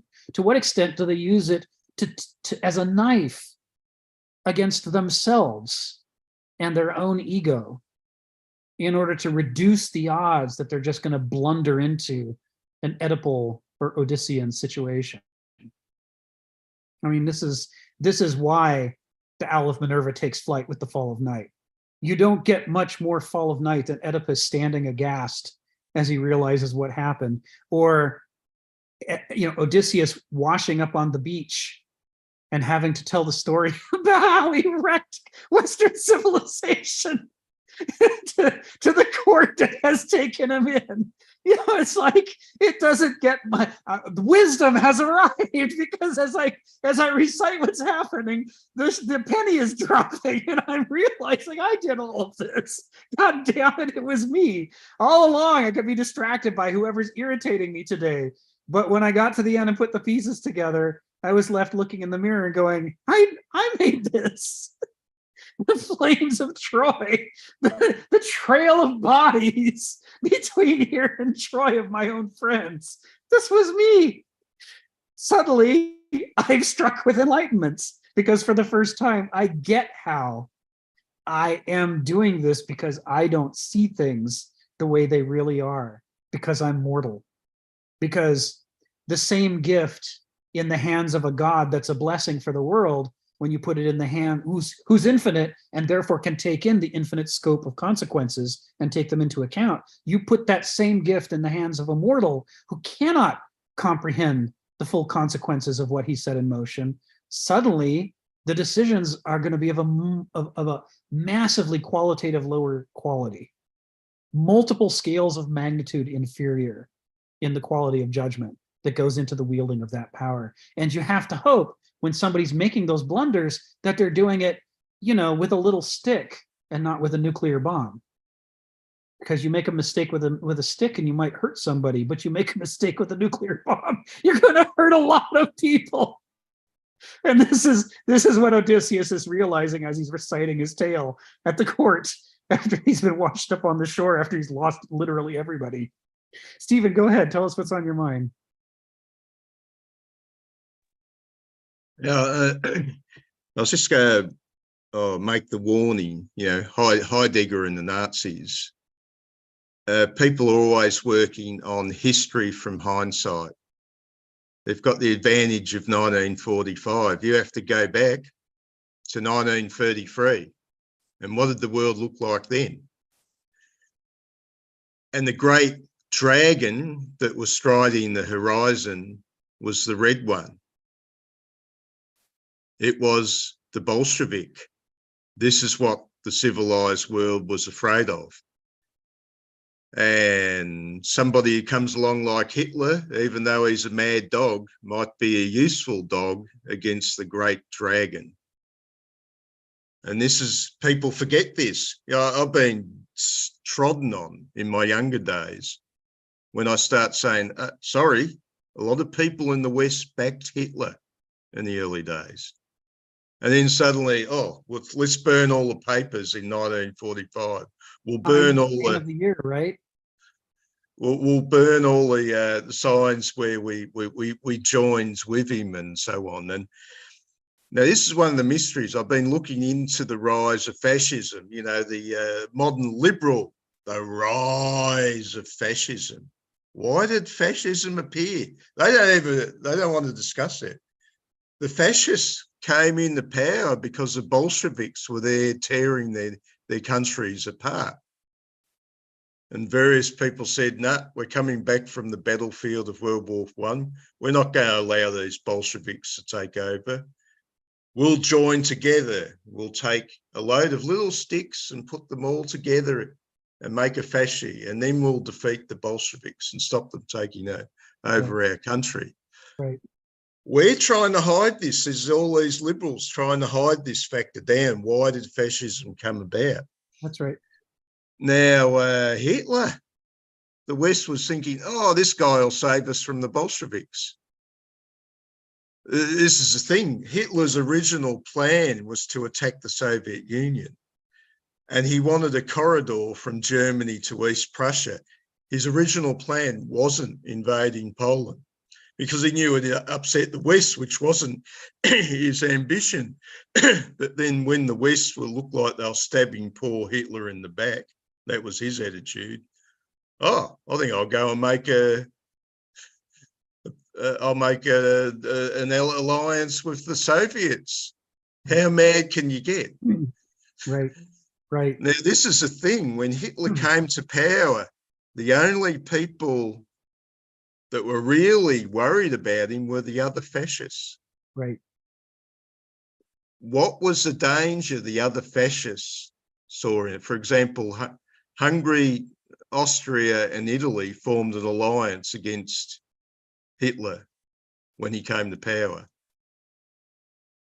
You got to look back. What were they scared of? That's right. But please, if you're going to judge history, go back to when it happened, not later. Right. Not with hindsight. Thank you. Thank you, Stephen. You know, and the other critical element of that is we caused the rise of fascism after World War I, when Wilson and his League of Nations imposed intolerable and unsustainable conditions upon the most advanced, scientifically and technologically advanced country in the world. To punish them for World War I, we gave them a situation nobody could survive. And so they really didn't have a lot of options for how to solve that problem. I mean, their economy was a dumpster fire before the rise of fascism. And the rise of fascism gave them ways to think outside the box, much to the tragedy of the rest of us, in a way that turned the German economy into the wonder of the world in short order. And part of the reason why we were obsessed with him was what you're talking about, you know, the here's somebody who's going up against the Bolsheviks. And part of it was we couldn't find our way out of our own economic depressions, but he seemed to be getting Germany out of their economic depression. And so everybody wondered, what's the secret? What does he know that we need to learn if we're going to get the US out of its depression? You know, and all the other countries that were suffering at the same time were thinking the same way. So you're right. This is one of the differences between ancient culture and modern culture is in ancient culture, when Oedipus stands aghast, seeing for the first time the whole design of what's happened to him, if he were a modern, he'd go, well, that's not what happened. That must not be it. I can't tolerate that level of self-scrutiny, so that's not it. I need to find somebody to blame. I bet it was that was the theme of unbearable lightness of being. Yes. I mean, our solution is to lie to ourselves about how much we supported Hitler before World War II, right? Our solution is only once in a while do you find a historian going, well, we probably caused the rise of fascism in Germany through the pact, you know, the horrible punitive conditions that were imposed upon Germany after World War I. We sort of kind of want to dodge around it and not really look it square in the face. Part of what makes a tragedy, according to Aristotle, is that the person it happens to is better than average, better than we are. And you see that, although it takes some reflection to notice it, you see that in the way that Oedipus finally fully faces what happened, which we would never do. We would never do that. We certainly don't do that. We don't talk about our role in the long history of things the US has done that are appalling. We like to paper that over and cover it up and minimize it. We don't look in the mirror as honestly as Oedipus did. And it's the same for the Greeks generally, that they would make the greatest calamity of their history, their national epic, was to ensure that every Greek looked in the mirror, whereas we don't want to do that. So we, according to Aristotle's definition, there can't be a modern tragedy, because instead of being Aristoi, we're all behaving like Douloi and Banausoi. And the only stories you can tell about Douloi and Banausoi are comedies. Hopefully they'll look in the mirror before they start World War III. Yeah, well, let's hope, right? Sharon and then Phil. Go ahead, Sharon. What's on your mind?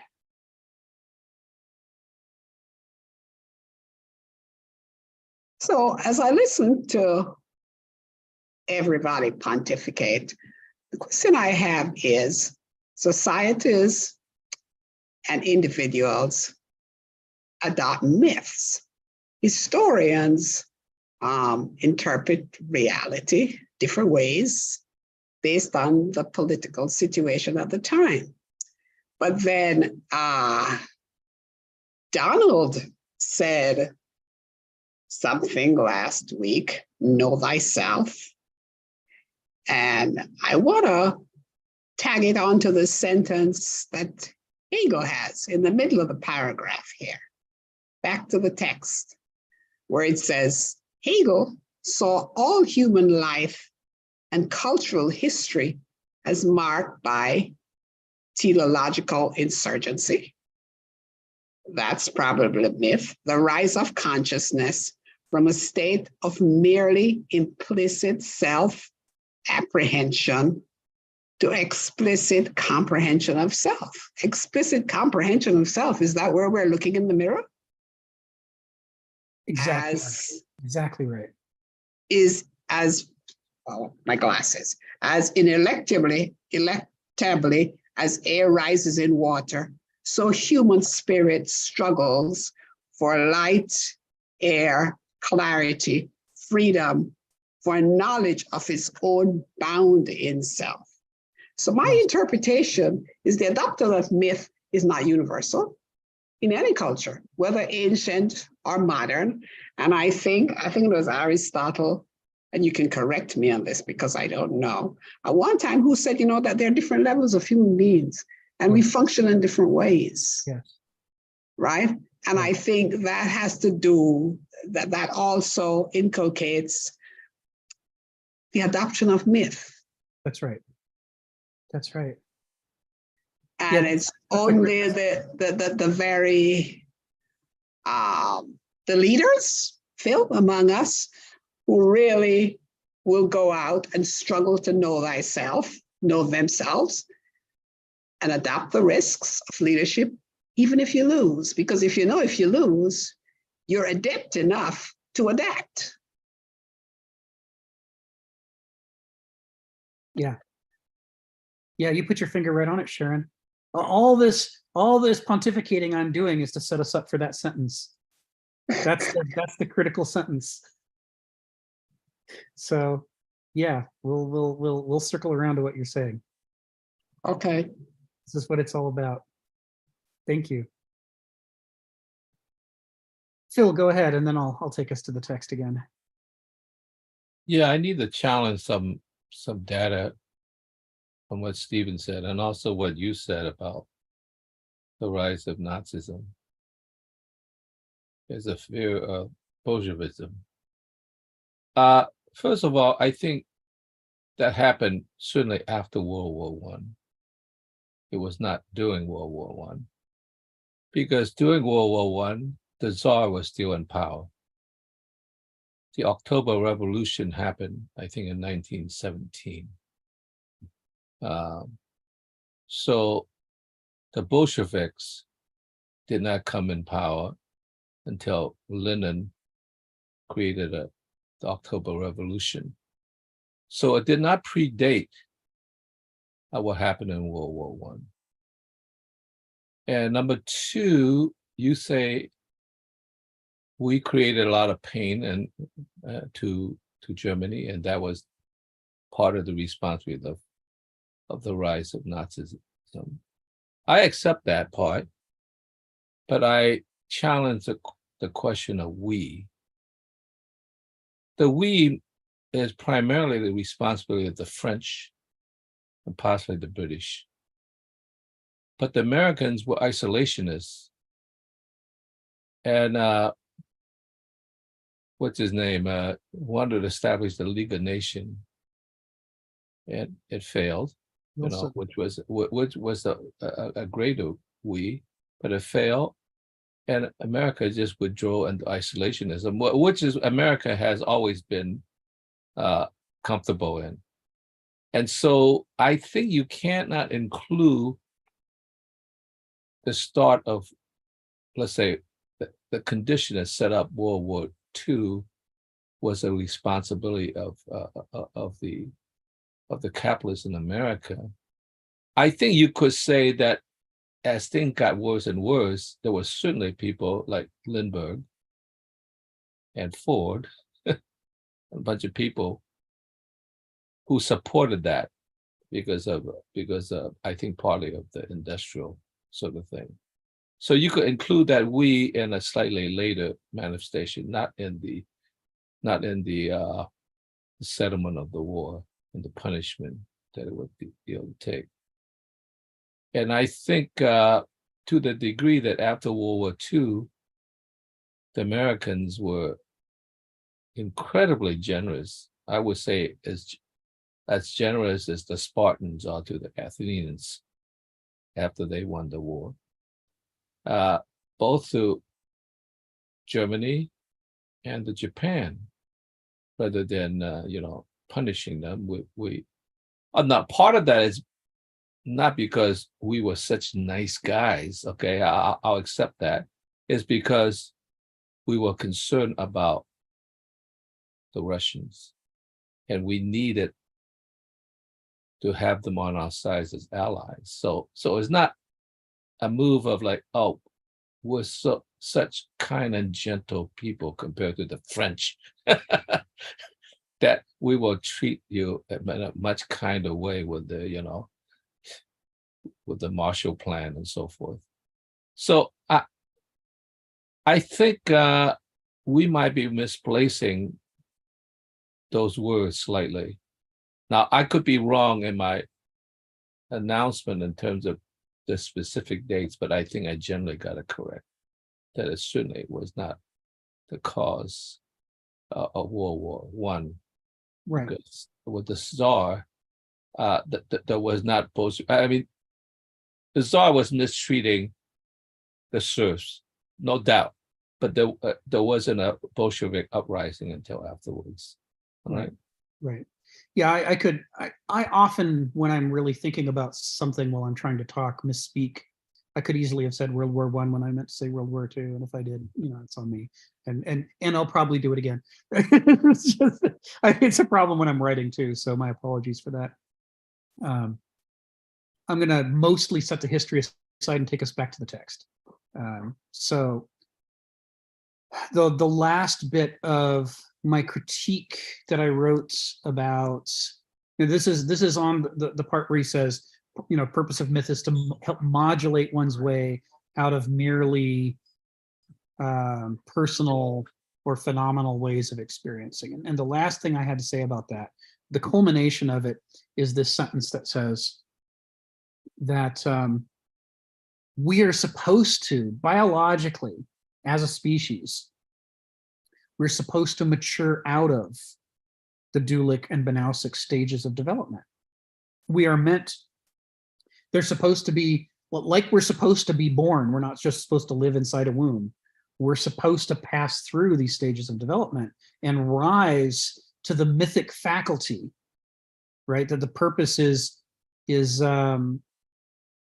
that these faculties exist in order to develop into the mythic faculty, at which stage we become an adult. When we have the mythic faculty, then we're a mature Homo sapiens, a mature specimen of our species.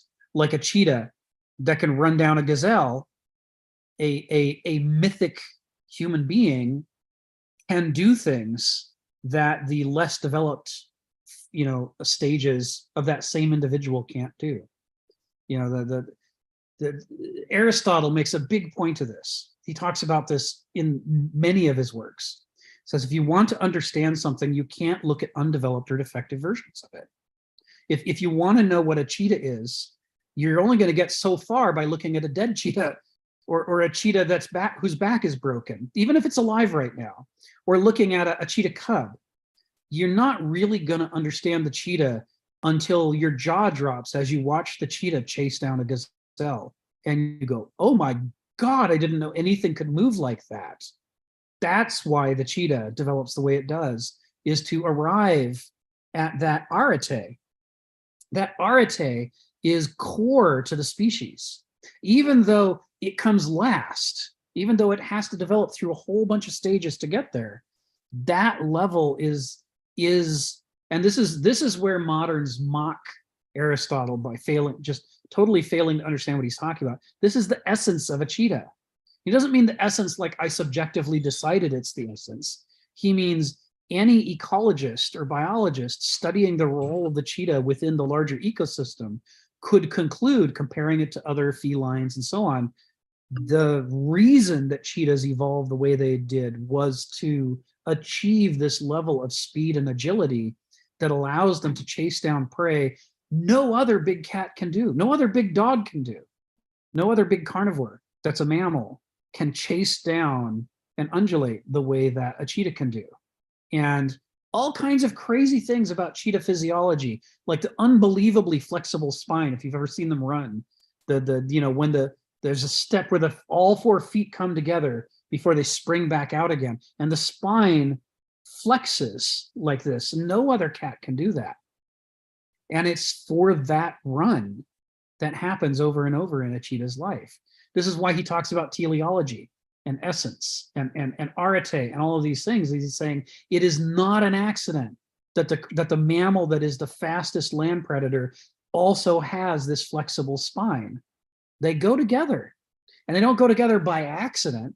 They go together because there is an intelligence in nature that has multiple things have come together because this combination works. Of all the varieties of things that have evolved and failed, this one evolved and stuck because it converged upon a winning solution. This is how the intelligence of nature works through evolution. It's on the one hand incredibly wasteful. I mean, unbelievable billions or trillions of animals have failed, throughout the evolution of animal kind.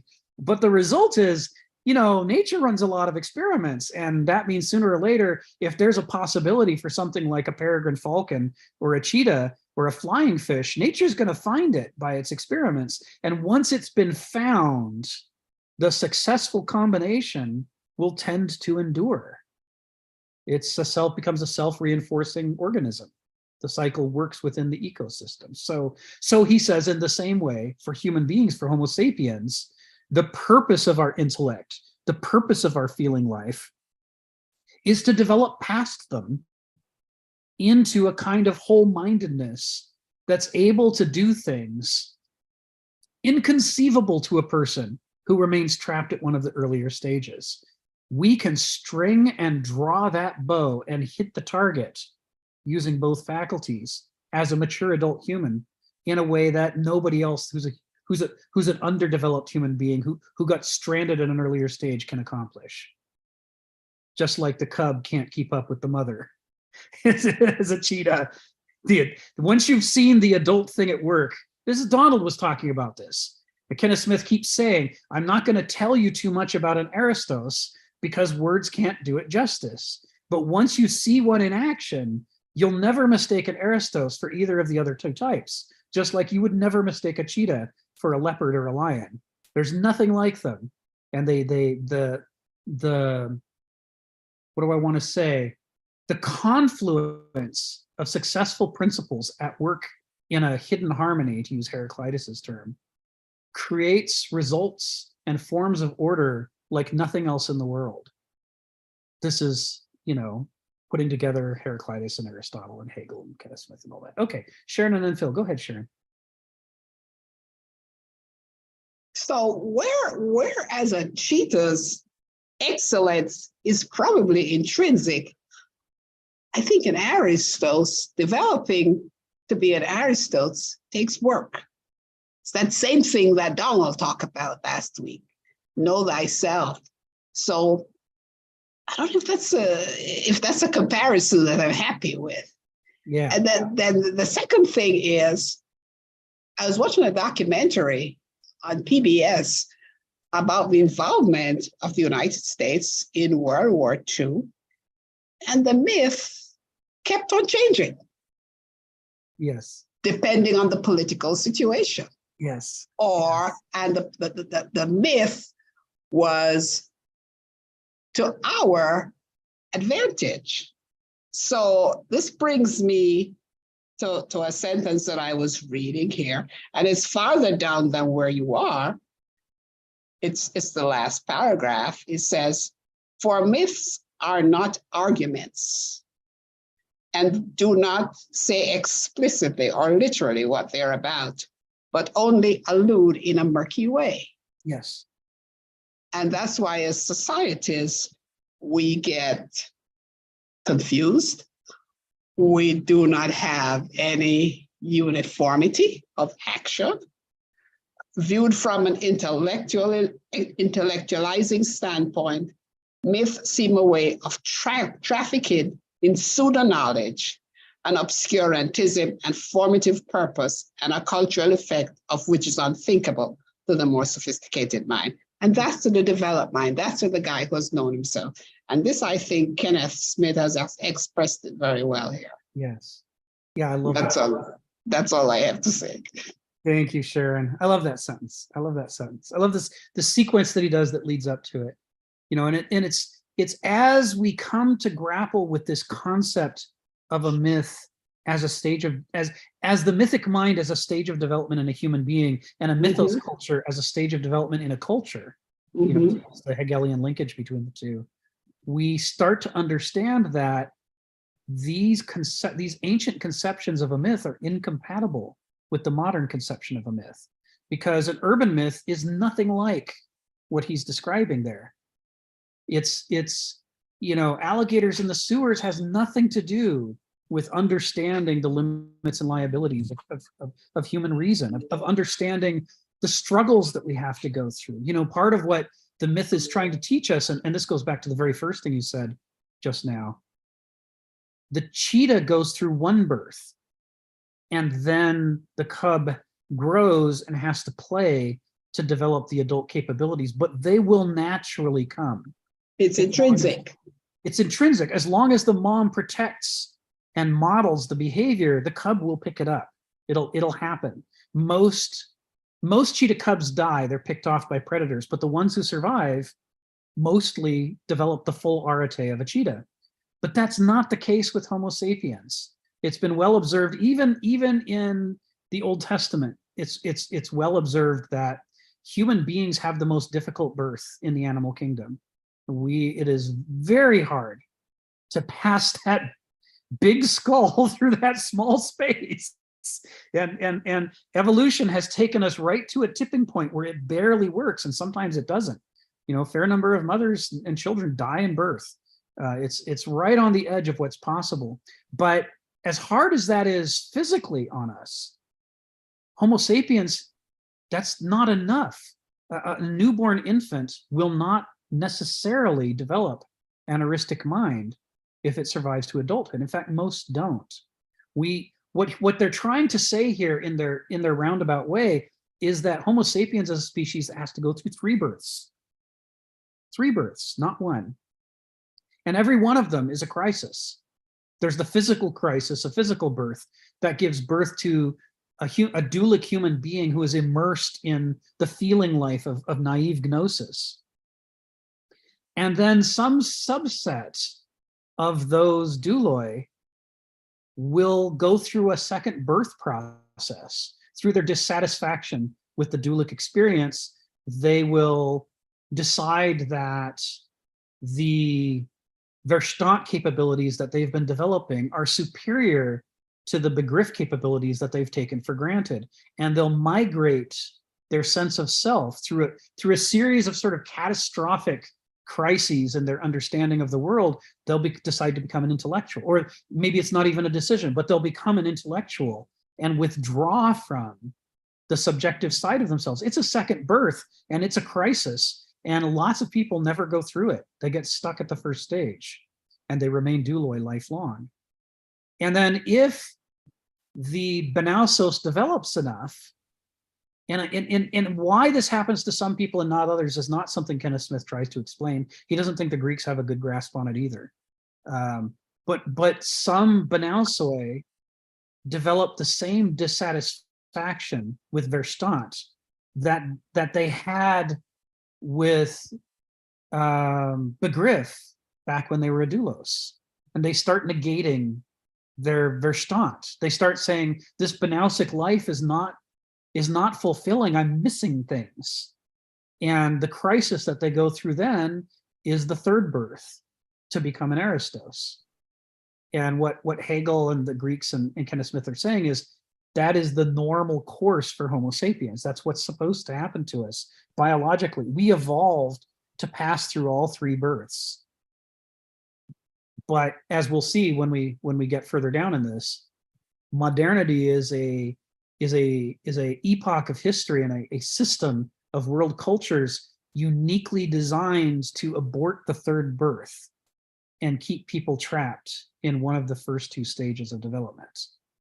And it has been incredibly successful in, in Banausic metrics for success. It has been incredibly successful through that strategy of preventing the emergence of Aristoi. But we're getting there. We'll get to that.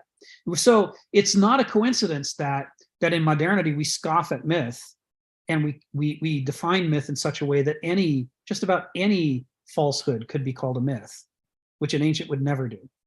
An ancient would say it's only a myth if it's telling the truth about the three births, about the structure of the human mind, and about the very unique struggles to understand the world that Homo sapiens has compared to any other species.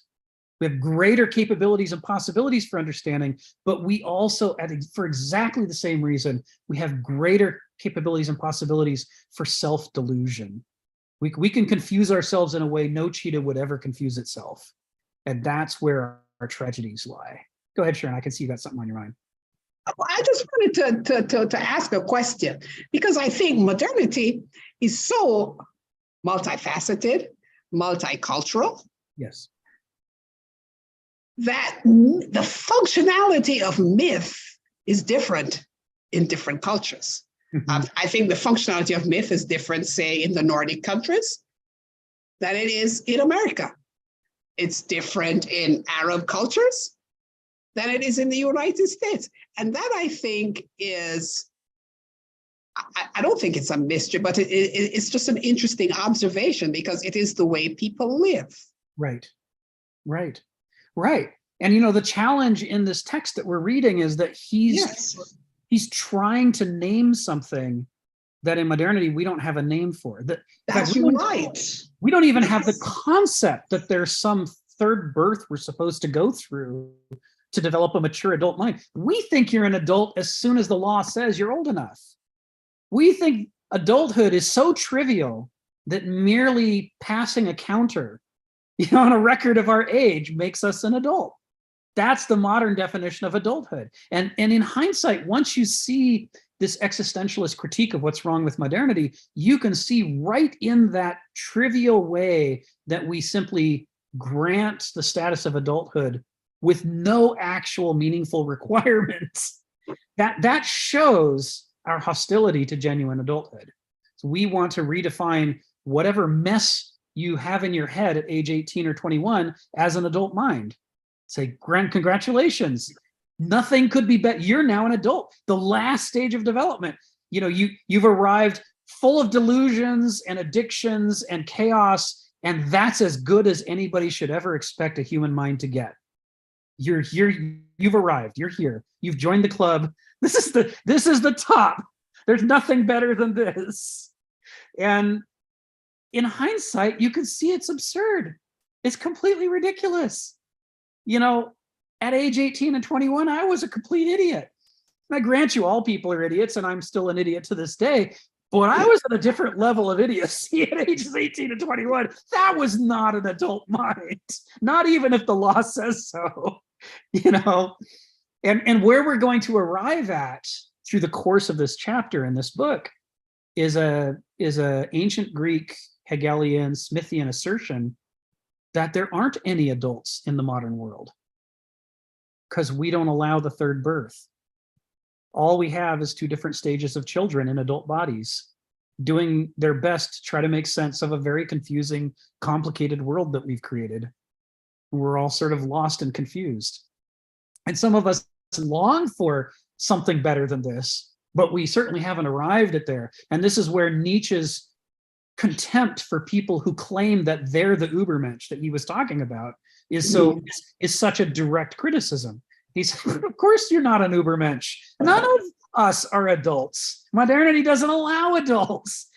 They're not going to develop under these conditions. And just by somebody saying, yes, I am the Übermensch, I'm going to form a cult, give me your money, or I'm the Übermensch, elect me president. The mere act of doing it to Nietzsche is all the proof you need that they're not an adult, because an adult would never say such a thing. It's like this critique that there is this unique feature of modernity that it snips people off before they can become adults.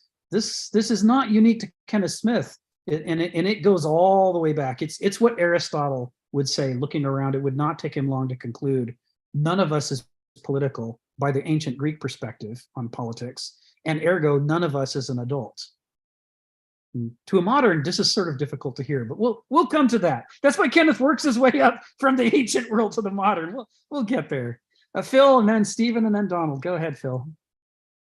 Oops, sorry, I didn't. Yeah, come off mute. Yeah, I'll start with this, but I'm going to leave that quickly and go to Aristotle. You know, I was surprised to find that the Neanderthal has a larger cranial than the human beings. And obviously that we consider ourselves smarter than the Neanderthals, and it's probably true, okay? Is it possible that the Neanderthals eventually died because they weren't able to give efficient birth? I mean, I never thought of that. I mean, the failure of, let's say, exceeding the bounds of what the possibilities are. I don't know. I mean, that's just a thought that I have. They're bow-legged. Neanderthals are bow-legged. That too. And But it's got to be why. That's got to be why, right? Because you got to have room to pass that great big. oh, is that right? Okay, maybe that's the reason. Is like they actually maybe they could have babies efficiently. I don't know, but I'm going to get back to Aristotle. I think this is a legitimate criticism of Aristotle. I mean, I like Aristotle a lot, so this is a difficult criticism. I mean, Aristotle believed very much in arete. Study the excellent examples. You really can't learn anything from the failures. They are just like not even worth considering. They're just failures. That's it. No. I wonder whether he was wrong in not studying the failures. Right. Okay, because he was in a sense saying, I just forget about Oedipus, man. It's like he's a failure, right? We'll just study the excellent examples of what it is, because that's what the truth is. Okay, maybe he has a right thought, but because we're human beings, there's plenty of failures, and I think you have to understand the failure part as part of the legitimate part of being human, right? Sarah and I are both going to be nodding on this one, right? Science demands failure analysis.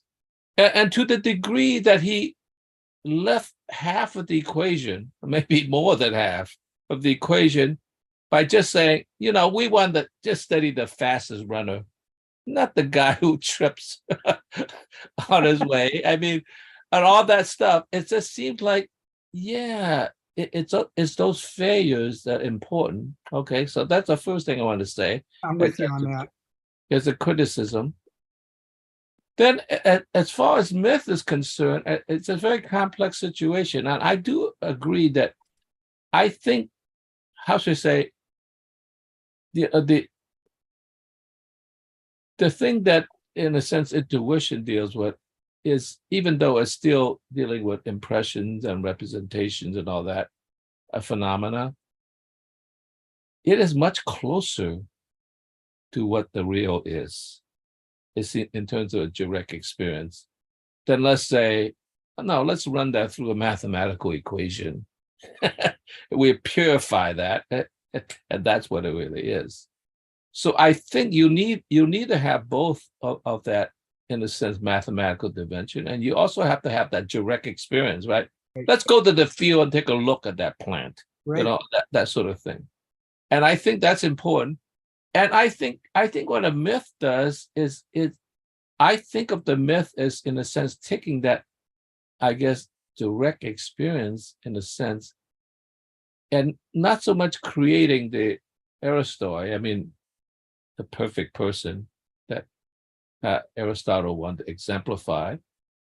But you can't deal with it directly. I think of it as like a myth is like a bank shot. It's indirect. Yeah. I think of it as like setting the tables in order for the culture to germinate into the reality, because you can't deal with the reality directly in itself. You set the tables, and setting the tables in a sort of condition allows for the possibility of the real structure to emerge. I don't think that we are smart enough to maybe delineate the real structure straight away, but you set the tables and then things will come and emerge from it. So I would not put down setting the, well, yeah, but we're waiting for the meal, God damn it. Right? I mean, yeah, you're right. But if you don't set the tables before, there's not going to be a meal. That's right. And so I would not ignore setting the table as an important part that allows for the possibility for the meals to take place. So that's what I want to say in terms of, let's not ignore the myth, because it really doesn't say anything directly. And there's so many different myths. Yeah, you set the tables, and each culture set the tables slightly differently. I mean, even in our culture, well, we passed that point now. We set the tables because we have TV dinners. It's a pretty impoverished table, but nonetheless, you have to set the tables, and that's all there is to it. I think it's kind of frustrating when you deal with a culture, because you can't actually do it directly. It's like, it's like pulling those strings to a mannequin. Yeah. You have to do it indirectly, and That's right. what I mean by setting the table. So That's right. So the myth is an important part to allow the reality. Oh, I shouldn't say reality, because we're never going to get the reality, for the actuality to arise. Okay, Give us some access. Yeah, that's. I'm really glad you raised that point, because I mean, the finger pointing to the moon. They're given the modern definition of myth, the concept that reason is not enough, and that you actually need myth to get a full-minded grasp of what's actually true, it's can't possibly be right, because myths are about what's false, so they can't be about what's true. But when you start to grasp the way that the properties of nature fall into different categories, and one of the categories is things that are finite, consistent, and predictable, and the other category is everything else, which is an infinitely sized category. It's uncountably large. You can see how, if we insist that the only things that are true are the things we can put a ruler up against, we're going to miss almost everything. Because even things that could be measured, most of the things that could be measured in the cosmos are too far away for us to ever get there and put a ruler next to them. So there's limits to how much we can know about the cosmos if we insist that only the things that reduce themselves to predictable, consistent numbers are worth knowing, or are knowable, or are real. And so what are we supposed to do with all the other parts of the cosmos? And it turns out the other parts of the cosmos not only include things that are far away, but they include things that are right in our face, like the tendency of smart people to do very stupid, catastrophic things that cause the collapse of civilizations. How are we to explain that with a ruler? And the answer is, now we see why there are two different faculties of the mind. One of them is just perfect for going out with a ruler and measuring everything we can measure, and even inventing new kinds of rulers like a microscope. But the other faculty of the mind has the ability to be the finger pointing to the moon and say, I can't put the moon in your hands to measure. First of all, if I did, it would crush you because it's so big. But I can point to it, and we can look at it from here, and we can learn things about it, and it's important to our lives. So these dual ways of knowing complement each other. And this gnostic level of knowing, it isn't just about filling in the gaps until eventually we can intellectualize it. It's also about helping us to put things in context, to figure out how they're relevant to our lives, why they matter. Just a quick addition. I left this out. Yeah, go ahead. I mean, like we all now sort of poo-poo Freud. I myself am the same way. I think he was certainly incomplete. but I think he was an important figure because he finally shined a light in the failures. Yeah. Right? I mean, like, yeah, no, we have to look at all those failures too. And now it seems like we're getting more and more failures that need some sort of psychotherapy, maybe not necessarily Freud. So yeah, that is part of a humanity. And if you just have the happy singing of Aristotle, just look at the virtues. You all have to, and then you're gonna leave all those failures out, and they Yeah. are part Yeah. of what humanity is. That's it. Thanks, Phil. Stephen and then Donald. Go ahead, Stephen. What's on your mind? Yeah, I'm just going to talk about a fairy tale. I don't know if this one rates highly, but we live in a small fairy tale kingdom, and there's a prince, and the whole village, because this fairy tale kingdom consists of just one village, as they always do. Every little girl from the cradle upwards is told by her daddy that she's the sweetest princess on the planet and she's going to marry the prince. But there's only one prince, and I don't know how many little potential princesses. And this is what people get told all their life, that they are all entitled to the good life, particularly when they don't earn it. We are all entitled to the good life.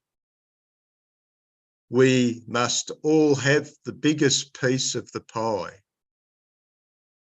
Now, the justification that I keep on hearing this is somehow magically technology is going to make all this available. There's a magician's hat out there, which when every time we defer to this question that there's not enough to go around, don't worry.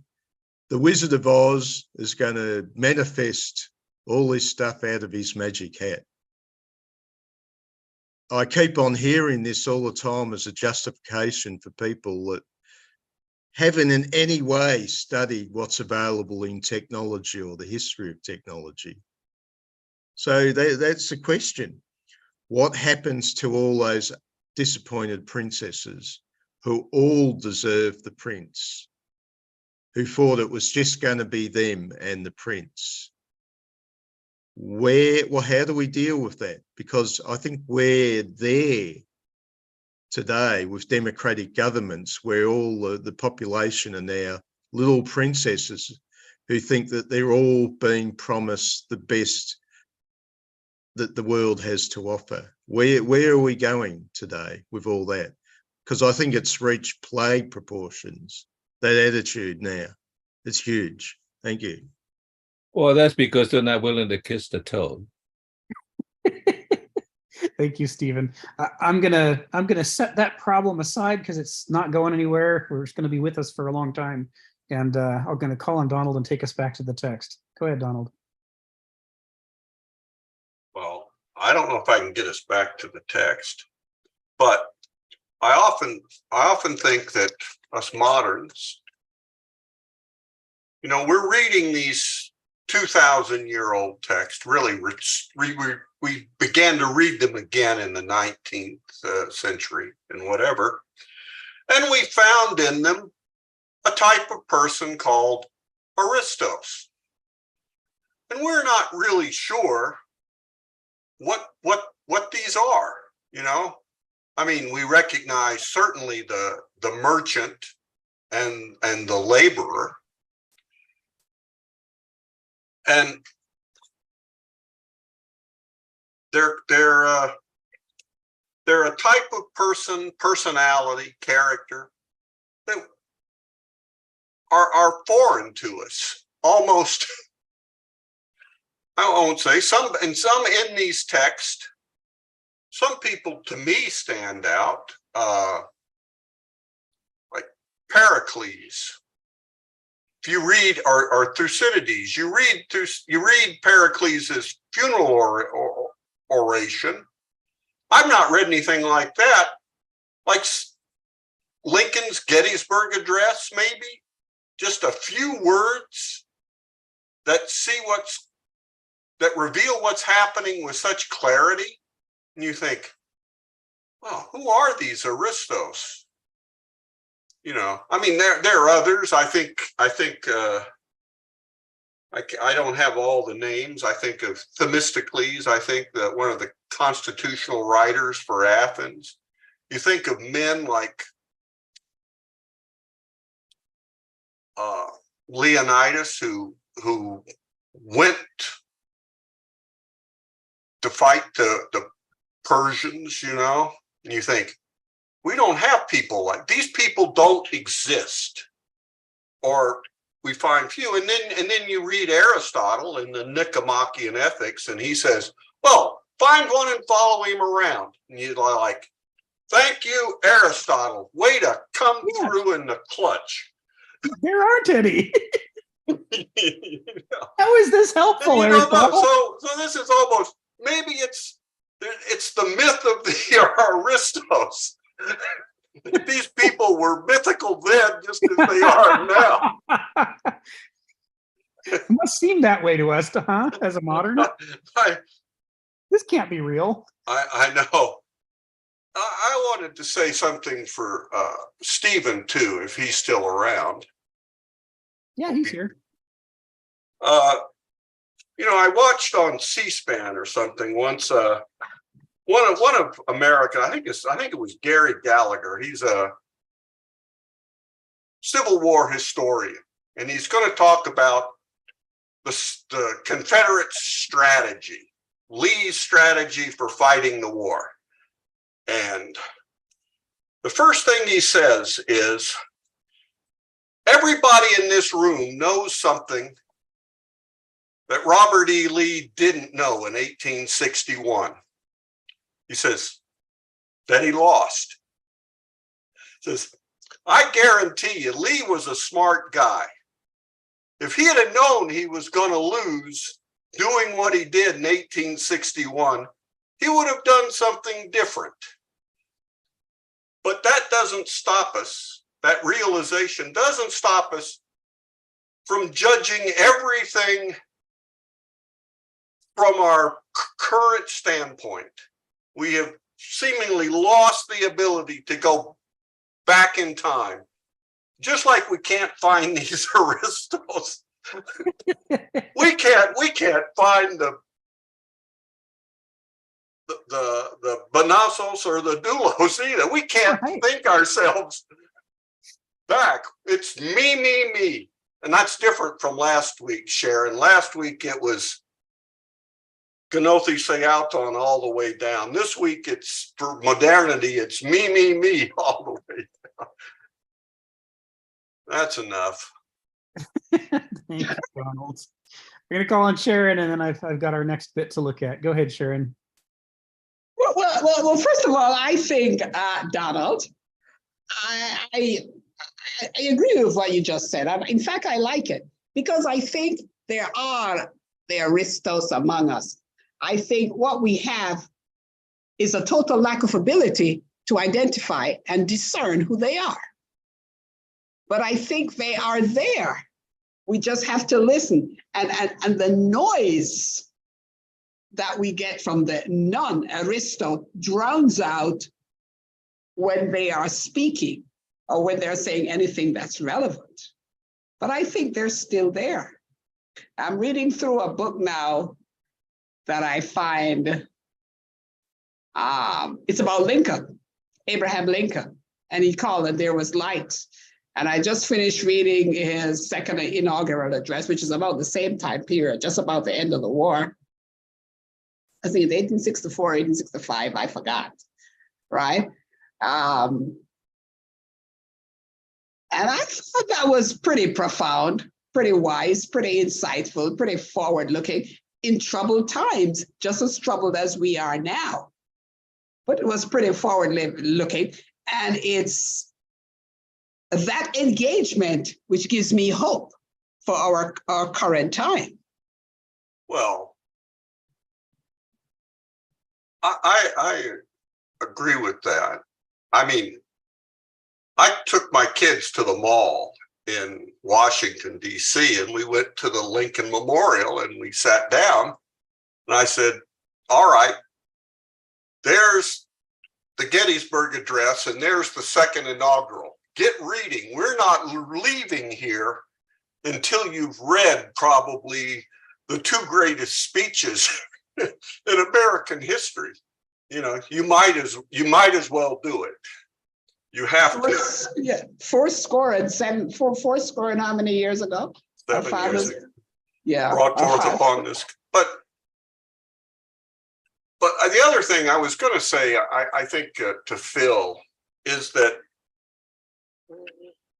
Aristos, there's nothing there about all-knowing, omniscient, whatever. I think if I've learned anything, complete knowledge is denied us. Right. And so it's what we do without it that distinguishes the Aristos. And the Greeks called that wisdom. They had a knowing, episteme was something else. Sophos, knowledge, was different. Yeah. Enough. And we don't see enough. And the other thing, Sharon, and I think Kenneth has said this, is that there may be in our society aristic personalities, but they would never be allowed to assume the role that they played in Greek society. Yes. You know, they will be sitting on the curb somewhere muttering to people as they walk by, and people will say, "What's he muttering about?" It's like, you know, he's just told you the answer to the meaning of life and everything. You know, they would be complete. 2 or 3 pages at the end of the comics journal, and everyone goes, "What the hell is this doing in my comics magazine?" That's right. Oh, that always. As much as I loved reading these when Kenneth wrote them, they should never be published without the following issues. Letters to the editor about Oh yes, all the people who going, is this? "I hate this guy. You know, can't he use real words? Doesn't he? He's just Who's he to trying make to us impress?" stupid. He's just showing off." I know, and they're just. I love best. So I have a question. So do you think the mythical content of or the mythical operational nature of our society have drowned out our Aristoi? Yes.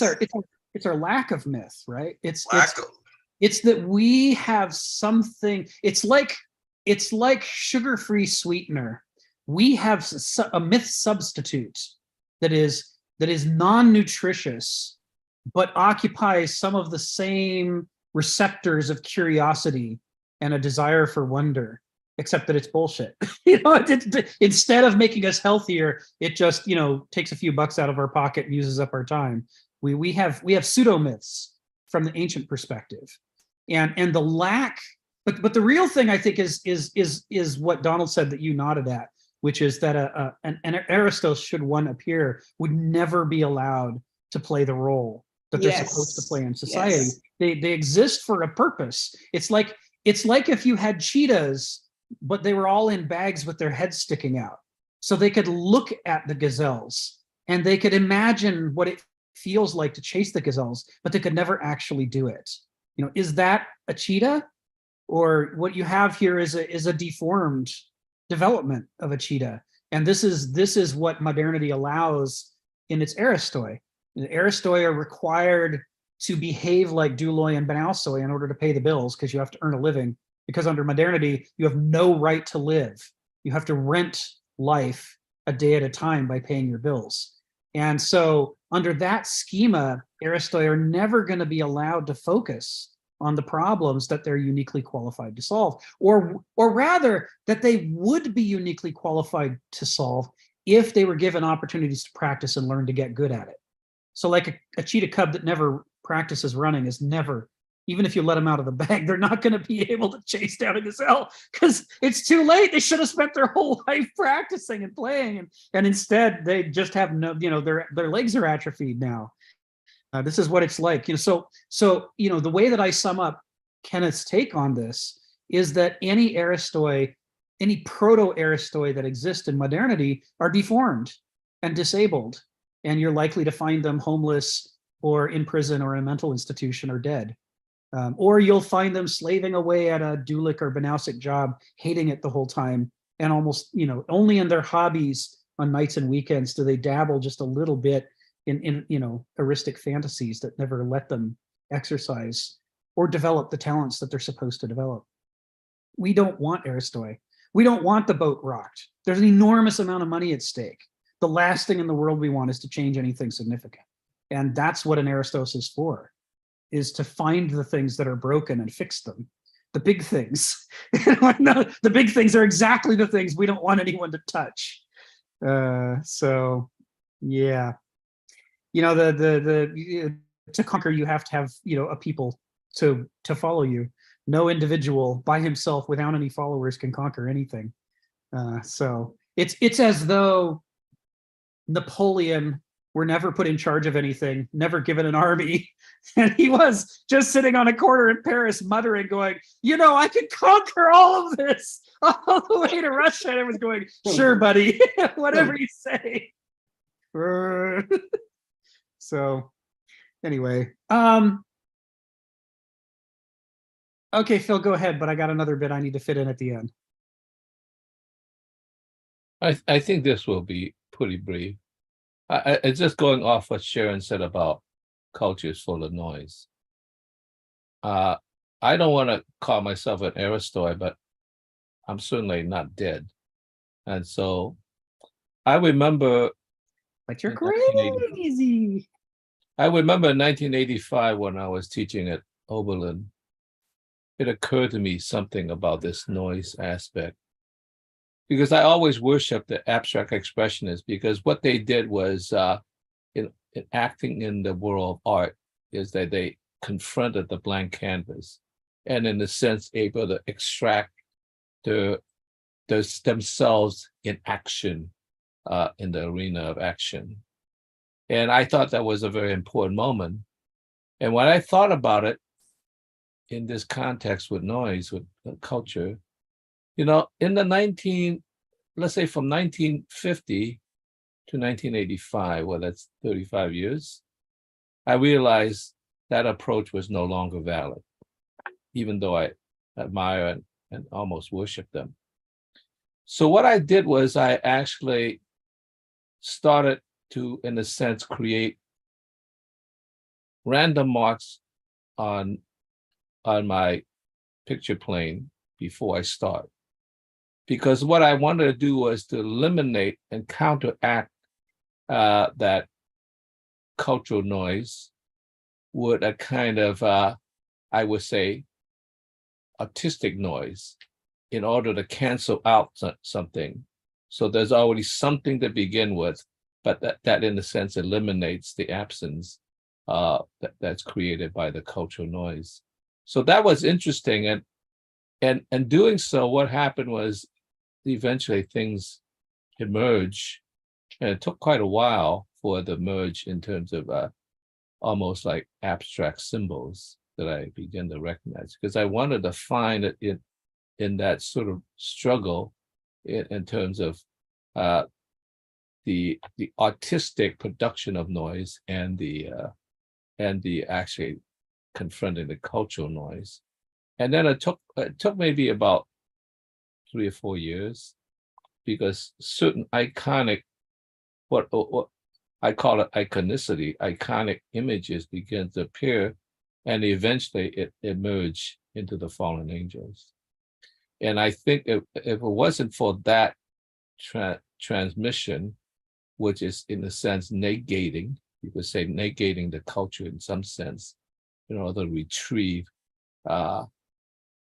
I guess, my intuition myself in relationship to what being might be, in some sense, it allowed for the eliminations of, in a sense, the noise in order to create the absence of possibilities. So I think that's important. I think most people still haven't caught up to that we are drowning in a world of noise. And that if we don't figure out some way to counteract that through a kind of negation, then we could not even begin because we are, well, we are at best underwater. Okay, that's it, Phil. That's Phil. setting the table. I appreciate it. Yeah, there's I've been reading this trilogy of books about indigenous culture. They're fiction, but they're fictions that are based on real life experience. They're just pulling from different people and putting them into the same handful of characters. And this first one in the series is called Neither Wolf Nor Dog. I may have mentioned it before. And in one of the books in this trilogy, the author has the indigenous people talking to this white guy about the way that indigenous people use silence against Anglos, the way that they make them uncomfortable on purpose. Because they say it's one of the things indigenous people talk about to each other. They say, you ever notice how weird it is that moderns can't shut up? All you have to do is sit there quietly and look at them, and they'll start stammering, because we've been taught you have to fill all the space. There must be no empty, quiet space. And it shows up both in our conversations, where we can't just sit there and be quiet for a while. And it shows up in our lives where we're relentlessly busy. And this is where it intersects with Kenneth Smith. Kenneth talks a lot about the structure of modernity involving a relentless busyness. And half the reason to compel people to earn a living is so that they don't do something else. As long as they're doing meaningless work that brings in little life tokens that they then exchange for water and food and the other necessities of life, it keeps them from questioning anything or working on anything that might rock the boat. You have to keep them preoccupied and distracted. And modernity's turned that into an industrial science. We're brilliant at entertainment and distraction. So like you talk about noisiness, this is what Kenneth Smith talks about. He says it's one of the most distinctive features of modernity that moderns are unaware of because it's the water we swim in. But anybody else from any other epoch of history, including contemporary indigenous people, they all see it immediately, because it's so weird that we do it, that we can't shut up and we can't sit still. We're just constantly having to change things and engage with things and share our opinions. And horror vacui, says David in the chat. And in Neither Wolf Nor Dog, they talk about the fact, they say some of the most profound insights can only be gleaned by sitting with a problem in silence for an extended period of time. They say the way that the councils used to work before the coming of white people was, when people had something profound to say at the council, they would say it, and nobody jumped in to tell them they were wrong. That's a modern thing to do. Oh, I can't let that stand. I can't let anyone think about that. I have to distract attention away from what you said and focus it on how wrong you are. So what used to happen is, even if you completely disagreed with somebody, you just sit there quietly and think about it. Everybody at the council would just sit and think about it and let it soak in and turn it over from one angle and another. And sometimes the thing that you disagreed with immediately, when you sit with it long enough, you realize maybe that's right. And likewise, even if you completely agree with it at first, the longer you sit with it, the more you might see something missing that's important. And eventually, after a period of silence, somebody would speak up and they would say something. And then everybody would, yeah, the Quakers do that too, right, Stephen? That's a Quaker thing. And then they'd all go, and they'd all, pass around the peace pipe, take another hit, and sit there thinking about it, going, This is something that's very hard. I mean, I've spent some time on the Navajo reservation, and this book, Neither Wolf Nor Dog, confirmed what I've always suspected, which is, yeah, indigenous people do this on purpose. It's a little game, because they do it with each other and they know it's not going to really bother each other, but they do it with us and they know it's going to bug us. And it's a little bit of revenge for the mess we've made of things. It's like, poke the modern and just by doing nothing at all, just watch him squirm. All right, so we're about out of time, but before we wrap up, I want to share a bit. He has this phrase, instead of merely feeling, in this paragraph, he uses this phrase, instead of merely feeling. He's contrasting the merely feeling life with the mythic mind, and this is a place. you won't hear me do this too often, but in full disclosure, Kenneth doesn't always say what he means. Sometimes he gets things wrong. And the way I know he gets them wrong is it fits a pattern that I've seen elsewhere in his writing, and I know what it looks like when he gets it right. And in this case, he's not trying to tell us that there are two kinds of mind, the feeling mind and the mythic mind, but the way he structured the sentence implies that feeling is the opposite of mythos. In fact, mythos has two opposites, feeling and thinking, right? Intellectualizing and experiencing / feeling are both the opposites he's trying to contrast the mythic mind with, but he didn't say them both here. He only said one of them. And specifically, he said the one that intellectuals also like to pick on, which means if you're a Banausos and you read this sentence by Kenneth Smith, you're liable to go, Kenneth Smith approves of me. He agrees with me about those poor, unfortunate, emotional, subjective people and how they're the cause of all problems. And it really, the grown-up mind is an intellectual one like mine. If he's praising the mythic mind, he must be my mind. I must be the good thing that he's praising, and the feeling life must be the bad thing he's criticizing. And Kenneth doesn't mean any of that. He wants to poke at both of the traps and say the mythic mind is the alternative to both of those alternatives.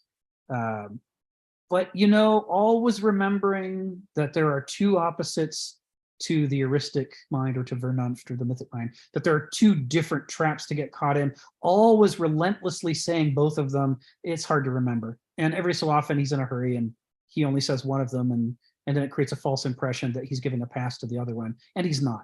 So you can learn to do what I learned to do, which is when you spot these places that should have been a dual, two things criticized and you only picked one of them, just fill in the blanks. He elsewhere remembers to criticize both of them. He means both of them are a problem, he does not mean that the feeling life is any more of a problem than the intellectual life. It means they're both equally problematic, and yet problematic in opposite ways, right? Because one of them is too abstract and the other's too concrete. One of them's too generalizing, the other's too parochial. But other than these sort of differences, they're both the issue. They're both half-witted approaches. And so any of us is never going to say exactly what we mean. So you can sort of learn to do a thing that he would approve of, which is he doesn't want you to treat his text academically and precious, right? It might seem from the level to which I'm squeezing this text for meaning that I'm holding the text precious and I wouldn't want to change a jot or a tittle.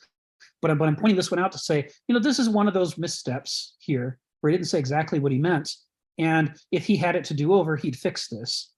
So if you read this line and where he says, instead of merely feeling, you substitute instead of merely feeling or thinking, you aren't violating his precious text. You're doing him a favor because that's what he meant.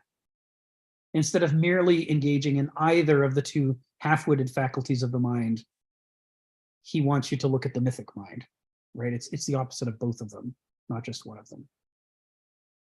So in this way, this is sort of what I do when I'm reading his text, is I'm always looking for the connections to the other things that he said. And when I spot things like this, I mentally correct them. And I'm taking this opportunity to share one so that you can do it yourself too as you read his work and see past the specific words to the underlying thing, the message, the reality, the principles that he's trying to actually convey one way or another.